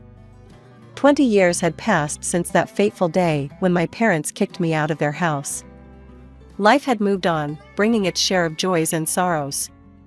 My eldest, Daniel, was now 19 and had just started college on a baseball scholarship. I couldn't have been prouder of the young man he'd become. One lazy Sunday afternoon, as I was scrolling through news articles on my tablet, a familiar face caught my eye. It was my father, looking older but still carrying that air of self-importance I remembered so well. The headline read, "Mayor John Williams discusses family values in exclusive interview." Curiosity got the better of me, and I clicked on the video. For a few minutes, I listened to my father espouse the importance of family, integrity, and moral values. And then, the interviewer asked about his children. My father's face softened into what I recognized as his public sympathy look. "I have one daughter, Sarah. She's the light of our lives. Tragically, we lost 2 of our children. The pain never really goes away, but it's made our family stronger." For days, I seethed with a quiet rage. How dare they? How dare they erase me, erase James, and paint themselves as tragic, sympathetic figures? Then, almost as if fate was intervening, James called. "Carol, guess what? I'm doing a book signing in our hometown next week. It would mean the world to me if you could come." "I wouldn't miss it for the world," I told James, a plan already forming in my mind. The following week, I found myself back in the city of my childhood. As I walked the familiar streets, memories flooded back, some good, many painful. I pushed them aside, focusing on what I needed to do. The book signing was being held in the grand ballroom of the city's most prestigious hotel. As I entered, I saw that James hadn't exaggerated. It seemed like half the town was there. Local celebrities, business leaders, and politicians all mingled, waiting for the event to begin. And there, in the front row, sat my parents and Sarah. My father, now the mayor, looked every inch the distinguished politician. My mother, elegantly dressed, smiled and nodded at acquaintances. Sarah was sitting next to them. They hadn't seen me yet. I took a seat near the back, my heart pounding so loudly I was sure everyone could hear it. James rolled onto the stage in a wheelchair, to enthusiastic applause. He looked confident, at ease in the spotlight. As he began to speak about his book and his life, I saw my parents nodding sympathetically. I was born with a severe physical disability, James was saying. No legs, and other health issues. My biological parents abandoned me at the hospital, unable or unwilling to care for a child with my needs. I watched my father's face carefully. He showed no sign of recognition, no hint of shame. Just the carefully crafted mask of a politician expressing appropriate concern for a constituent's sad story. James continued. I was fortunate. I was adopted by a wonderful family who gave me every opportunity to succeed. But I always wondered about my birth family. Who were they? Why did they give me up? The room was silent, all eyes fixed on James as he continued his story. I stood to the side, my heart racing, waiting for the moment that would change everything. Then, James smiled, his eyes twinkling with a mix of mischief and determination. But that's not the end of our story, he said. You see, I found my family. My sister, Carol, is here with us today. He turned towards me, extending his hand. Carol, would you join me on stage? A collective gasp rippled through the audience as I stepped into the spotlight. I saw recognition dawn on many faces. After all, I had grown up in this town. But the most striking reactions came from the front row. My parents' faces drained of color, their expressions a mixture of shock, fear, and dawning comprehension. Sarah, my sister, looked like she'd seen a ghost. They knew their carefully constructed facade was about to crumble. My parents stood abruptly, clearly intending to make a hasty exit. But I wasn't about to let them escape the truth again. Mom, Dad, please stay, I called out, my voice echoing through the now silent room. I think it's time we had an honest conversation, don't you? They froze, trapped by the eyes of the entire audience. Slowly, reluctantly, they sank back into their seats. I took a deep breath. Many of you knew me growing up. You knew my family. But there's a lot you didn't know. A lot that's been hidden for far too long. And then, I told them everything. How my parents had abandoned James at the hospital, ashamed of his physical differences. How they'd hidden his existence, building their reputation on a foundation of lies. And then, history repeated itself, I continued, my voice growing stronger. When I got pregnant at 18, they didn't offer support or understanding. They demanded I have an abortion, ignoring the doctors who said it could leave me infertile. And when I refused, they kicked me out. Their own daughter, pregnant and alone, thrown away to protect their precious reputation. Gasps and murmurs rippled through the crowd. I saw looks of disgust directed at my parents, who seemed to shrink in their seats. For years, I've heard them talk about family values and morality, I said, my voice thick with emotion. But their actions tell a different story. They abandoned 2 of their children when we needed them most. They erased us from their lives to maintain their perfect image. The room erupted into chaos. People were shouting, some at my parents, others at each other.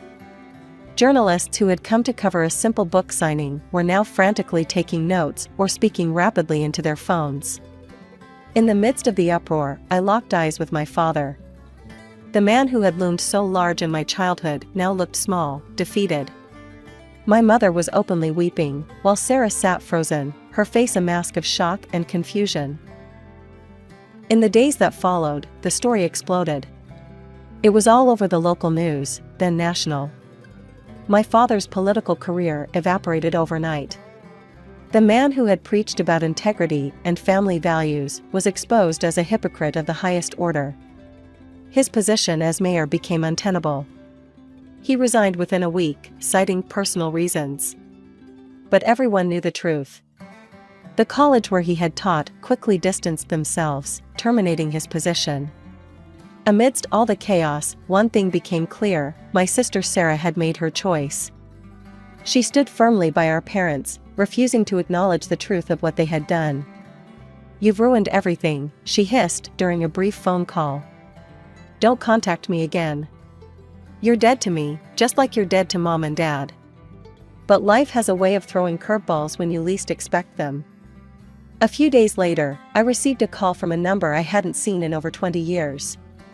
It was Jake, Sarah's husband, and the father of my eldest son. "Carol?"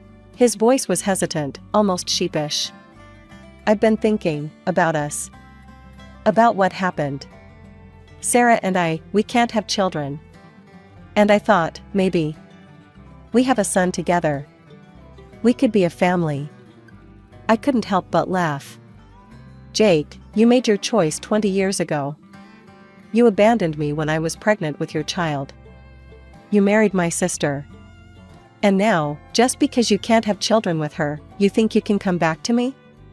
No, that's not how this works." "But Carol." "No, Jake. I have a wonderful husband and a beautiful family. I don't need you, and I certainly don't want you. Goodbye." I hung up, feeling a sense of closure I hadn't realized I needed. However, the surprises weren't over. The next day, I received another unexpected call. This time, it was from Jake's parents. "Carol?" a tentative voice asked. "This is Martha, Jake's mother. We just found out about Daniel." "Is it true? Do we have a grandson?" The conversation that followed was emotional and eye-opening. It turned out that Jake and my parents had told them I'd had an abortion and run away from home. They'd spent years believing their grandchild never existed. "We'd like to meet him," Martha said, her voice trembling. "If that's okay with you, of course. We understand if you don't want us in your lives." I thought about it for a moment. These people weren't responsible for Jake's actions or my parents' lies. They were victims of the deception too. "Okay," I said finally. "I'll talk to Daniel and see if he's open to meeting you." The meeting between Daniel and his paternal grandparents went surprisingly well. There were tears, hugs, and a lot of catching up to do. Daniel, always compassionate, welcomed them with open arms. In the months that followed, life settled into a new normal. James and his family became regular fixtures in our lives, filling our home with laughter and love. Aunt Linda and Uncle Bob doted on all the grandchildren, biological or not. As for my parents and Sarah, I heard snippets of news now and then. They'd moved away, trying to escape the scandal. Part of me felt sorry for them, but I knew I'd done the right thing in telling the truth. I'm Natalie, and at 35, I thought I had my life figured out. As an interior designer, I poured my heart and soul into transforming spaces. My small apartment was my sanctuary, a place where I could retreat from the world and just be myself. Losing my parents early on wasn't easy, but it taught me to be self-reliant. I got used to the quiet evenings, the solitude that comes with being alone. Don't get me wrong, I wasn't some hermit hiding from the world. I had friends, colleagues, and a career I loved. But serious relationships? They weren't on my radar. One evening, after a particularly grueling day at work, I flopped onto my couch and started scrolling through my social media. It was a mindless habit, one that helped me unwind. That's when I saw the message. "Hey there, Natalie. Your designs are incredible. Have you ever thought about doing commercial spaces?" I paused, my thumb hovering over the screen. The profile picture showed a handsome guy with a warm smile. Jake Thompson, 38, business owner. I hesitated for a moment before replying. "Thanks, Jake. I've done a few commercial projects, but I mostly focus on residential spaces." "Why do you ask?" And just like that, we started chatting. At first, it was all business. He owned a small transportation company and was thinking about revamping his office. But as the days went by, our conversations drifted to other topics. Movies, books, our favorite spots in the city. It was easy, effortless. A week into our chats, Jake threw me a curveball. "Natalie, I've really enjoyed talking to you. Would you like to grab coffee sometime?" No pressure, just thought it'd be nice to meet in person. I stared at the message, my heart doing a little flip. Sure, why not? There's a great little cafe near my office. How about Saturday at 2? Saturday rolled around, and I found myself standing in front of my closet, suddenly aware of how much of my wardrobe consisted of work clothes. I settled on a casual sundress, something that said I made an effort, but I'm not trying too hard. The cafe was buzzing when I arrived. I scanned the room, my eyes landing on Jake. He was even more handsome in person, with kind eyes and an easy smile. He stood up when he saw me, waving me over. "Natalie, it's great to finally meet you," he said, his voice warm and genuine. "Likewise," I replied, sliding into the seat across from him. "I hope you haven't been waiting long." And just like that, we fell into conversation. Jake was attentive, asking thoughtful questions about my work. He told me about his transportation company, the challenges of managing a fleet of trucks and drivers. Time flew by, and before I knew it, we'd been talking for hours. As we left the cafe, Jake turned to me. "I had a great time, Natalie. Would you like to do this again sometime?" I found myself nodding before I even realized it. "Yeah, I'd like that." Over the next few weeks, Jake and I started seeing each other regularly. Our coffee dates turned into dinners, and soon we were spending most of our free time together. There was something about Jake that made me feel at ease.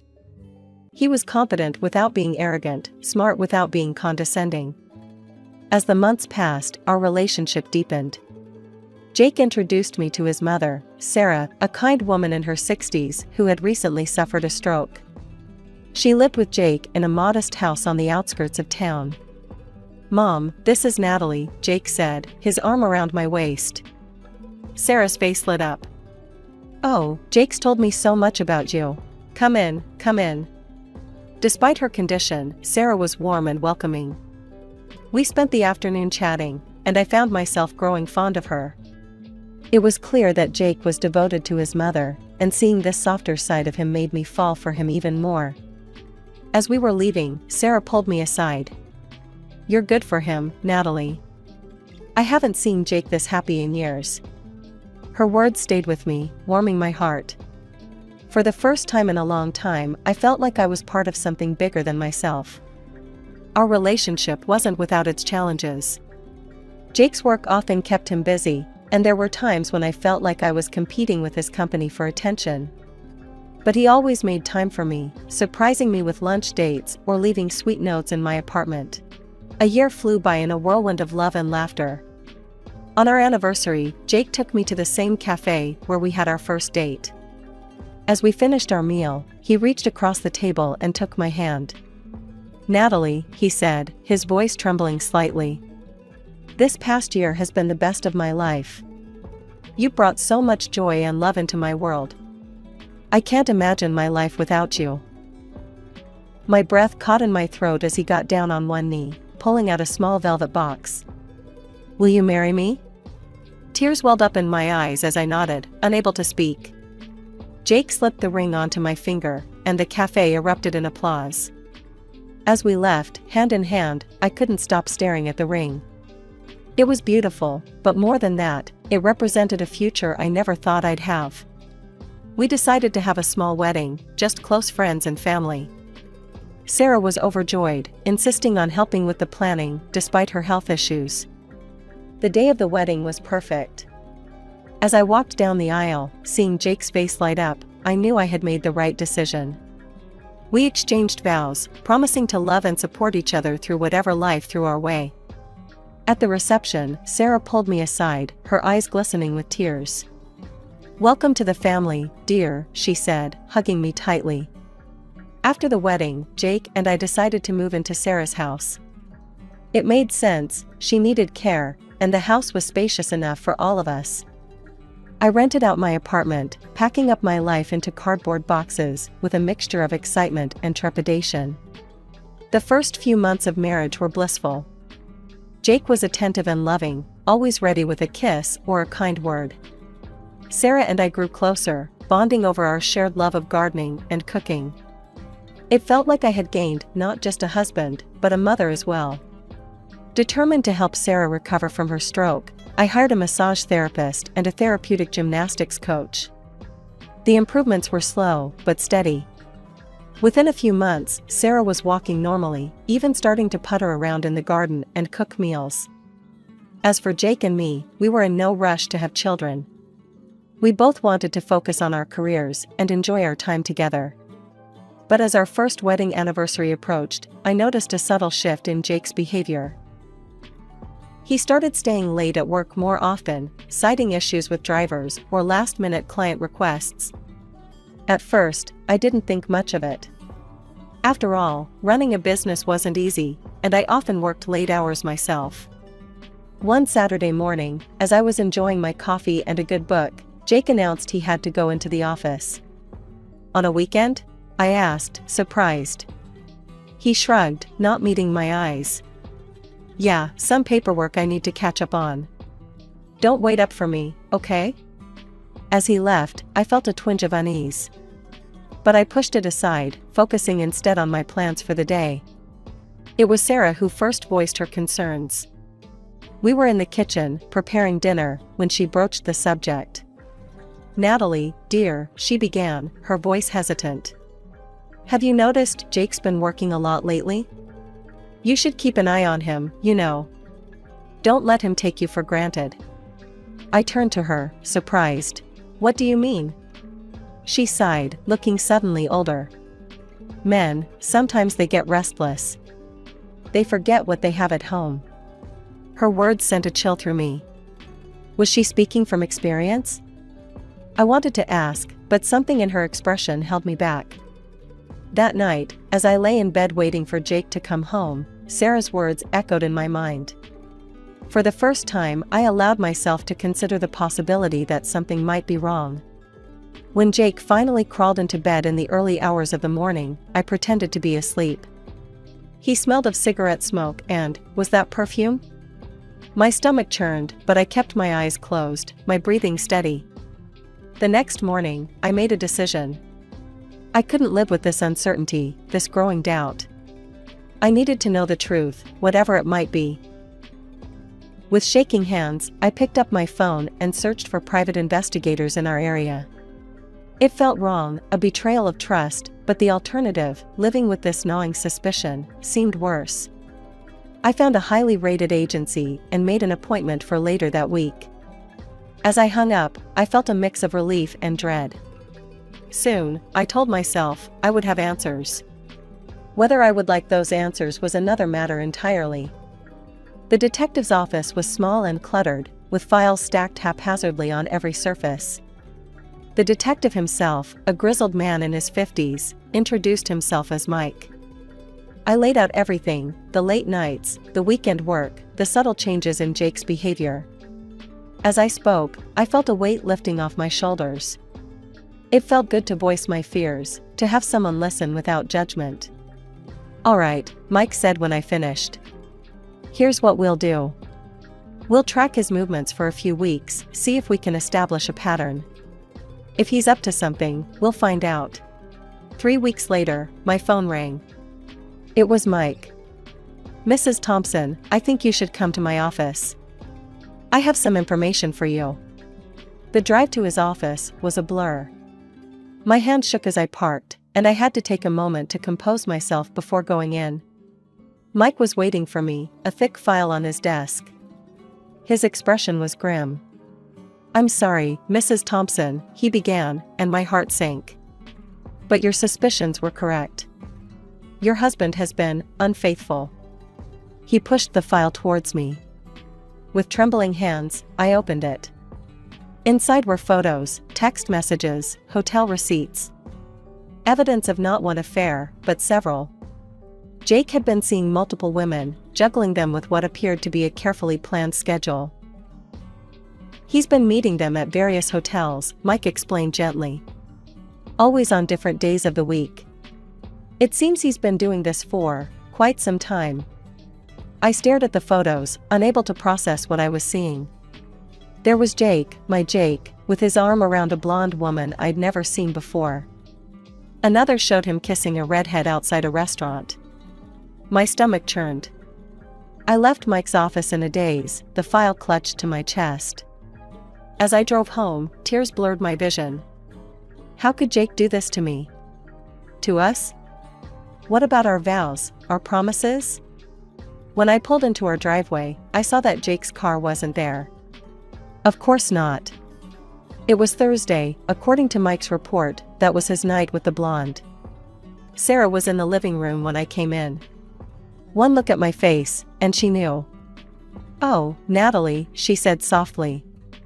What happened? I couldn't hold it in anymore. I collapsed onto the couch next to her and told her everything, my suspicions, hiring the detective, what I'd learned. Sarah reached out, gently taking the file from my hands and setting it aside. Her eyes, filled with a mixture of concern and determination, met mine. "You need to rest, dear. You can't make any decisions in this state. A clear mind is what you need now." I nodded numbly, allowing her to guide me to my feet and towards the stairs. As I climbed each step, I felt as though I was moving through molasses, my body heavy with the burden of my newfound knowledge. "We'll talk more tomorrow," Sarah promised as she saw me to my room. "Try to get some sleep." Sleep, however, proved elusive. I tossed and turned all night, my mind replaying every moment of my marriage, searching for clues I might have missed. When dawn finally broke, I gave up on rest and got ready for work. Work was a blur. I moved through the day on autopilot, my colleagues' concerned glances bouncing off the protective shell I'd built around myself. As the office emptied out for the evening, I remained at my desk, unable to face the thought of going home. It was dark by the time I finally left, the streets quiet as I made my way back to the house. As I turned onto our street, a strange sight greeted me. The garage door was wide open, and I could hear the rumble of an engine. Suddenly, Sarah came tearing out of the garage in Jake's pickup truck, the tires screeching as she swerved onto the street. My heart leapt into my throat as she barreled towards me, but at the last moment, she slammed on the brakes. "Natalie," she shouted, her voice sharp with urgency. "Get in the car. Now." Bewildered and alarmed by the wild look in her eyes, I obeyed without question, scrambling into the passenger seat. No sooner had I closed the door than Sarah floored the accelerator, the truck lurching forward with a roar. In the rearview mirror, I saw Jake burst out of the house, his face contorted with rage. He ran after us, shouting and cursing, but Sarah didn't slow down. We tore down the street, leaving him behind. I turned to Sarah, my heart pounding. "What's going on?" I demanded, but the words died in my throat when I saw her expression. She looked terrified, her knuckles white as she gripped the steering wheel. We drove in tense silence for what felt like hours, but was probably only about 30 minutes. I didn't dare speak, afraid of breaking Sarah's concentration as she navigated the darkening roads. Finally, Sarah pulled into the parking lot of a roadside diner. She scanned the area carefully before killing the engine, her body still tense. "Come on," she said, her voice low and urgent. "We need to talk." Inside the diner, we slid into a booth in the far corner. Sarah ordered coffee for both of us, her eyes constantly darting to the door. When the waitress left, Sarah leaned across the table, speaking in a hushed, frantic whisper. "Natalie, listen to me carefully. We're in danger. An hour ago, I overheard Jake on the phone. He was talking about getting rid of us, Natalie. Both of us." I stared at her in shock, my mind reeling from her words. The idea that Jake could be planning to get rid of us seemed too outlandish to be true. Sarah must have sensed my disbelief, because her expression shifted from fear to determination. "You don't believe me," she said, not as a question, but a statement. Without waiting for my response, she reached into her purse and pulled out Jake's phone. "I found this in his car when I was leaving. Look for yourself." Together, Sarah and I huddled over the small screen, scrolling through Jake's messages. My heart sank as we came across a conversation with someone labeled NH Director. As we read, the truth of Sarah's words became clearer. Jake wasn't planning to kill us, but his intentions were far from innocent. He was in talks with the director of a state nursing home, discussing ways to have Sarah declared incapacitated and admitted against her will. "Oh my God," I whispered, quickly searching for reviews of the nursing home. What I found made my blood run cold. Neglect, abuse, unsanitary conditions, the stories were nightmarish. I looked up at Sarah, who seemed relieved.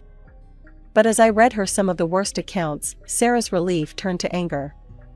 "That's not living," she spat. "It's a slow death. It might as well be murder." But Jake's betrayal didn't end there. As we continued to scroll, we found messages to multiple women, his mistresses. The sheer number was staggering, but what hurt the most were his words about me. "Once Mom's out of the way, I'll leave Natalie," one message read. "I'm tired of playing house. I want my freedom." I felt sick, but forced myself to keep reading, copying the messages to my email as evidence. Sarah and I sat in disgusted silence, the weight of Jake's betrayal hanging heavy between us. Finally, Sarah spoke, her voice thick with emotion. "I should have seen this coming," she said. "Jake's father, he cheated on me too. 4 years. He even had another family, 2 kids I didn't know about until it was too late." My jaw dropped. "Sarah, I had no idea." She nodded sadly. I turned a blind eye to it all. I loved him, and I was afraid he'd leave us if I confronted him. I thought, I hoped Jake would be different. That seeing his father's mistakes would make him a better man. Sarah's eyes filled with tears. "But he's been this way since he was young. Always charming, always with a new girl on his arm. I lost count of how many hearts he broke. When he married you, Natalie, I thought he'd finally grown up. I was so happy." I took a deep breath. "I'm going to divorce him. I can't stay with someone who would do this to us." Sarah nodded, understanding in her eyes. Then, to my surprise, she began to cry softly. "Please," she whispered, "don't leave me. I can't face this alone." Without hesitation, I moved to her side of the booth, wrapping my arms around her. "I'm not going anywhere, Sarah. We're family, and we'll get through this together. I promise." As Sarah and I sat in the diner booth, emotionally drained from our discoveries, I felt a weight pressing on my chest. There was one more piece of news I needed to share, something that complicated our situation even further. "Sarah," I began, my voice barely above a whisper, "there's something else you should know." I took a deep breath, steeling myself. "I'm pregnant. I found out just this morning at work. I don't know what to do." Sarah's expression hardened, a fierce determination replacing her initial shock. "I'll tell you what we're going to do," she said, her voice strong and resolute. "We're going to fight back. Jake doesn't get to destroy our lives and walk away unscathed. It's time we took control." We paid for our coffee and headed back to the truck. The drive home was tense, but filled with a sense of purpose. As we pulled into the driveway, I saw Jake's car parked haphazardly, a clear sign of his agitated state. Taking a deep breath, Sarah and I entered the house. Jake was pacing in the living room, his face contorted with rage. As soon as he saw us, he exploded. "Mom, what the hell were you thinking, taking off with my truck? And my phone? Have you lost your mind?" Before Sarah could respond, I stepped forward, my heart pounding, but my resolve firm. I held up the file from the private investigator. "Jake, we need to talk." His eyes darted from me to the file, realization dawning on his face. For a moment, he looked panicked, but then his expression smoothed into one of cool indifference. "So, you know," he said, his voice eerily calm. "What are you going to do about it, Natalie? Divorce me?" Yes, I said, surprised by the steadiness of my own voice. I want a divorce. To my shock, Jake laughed. Come on, Natalie. You're overreacting. So I had a few flings. It doesn't mean anything. You're not enough for me, but we can make this work. You can stay, be a good wife, and I'll be discreet with my extracurricular activities. I felt a surge of anger and disgust. You must be joking. I don't need a Ravello like you in my life, Jake. We're done. Jake's face darkened. He pointed to the door, his voice low and menacing. Fine. Get out. This is my house, and I want you gone. Before I could respond, Sarah stepped forward, her chin raised defiantly. Actually, Jake, this is my house. I own it, and I decide who stays and who goes. She took a deep breath. And I'm telling you to leave. Now. Jake's jaw dropped, disbelief written all over his face. Mom, what are you saying? I'm your son. And Natalie? She's nothing to you. Sarah's grip on my hand tightened. You're wrong, Jake. Natalie is like a daughter to me. She's family. Then, with a pointed look at me, she added, and she's carrying my grandchild. Jake's eyes widened, darting to my stomach.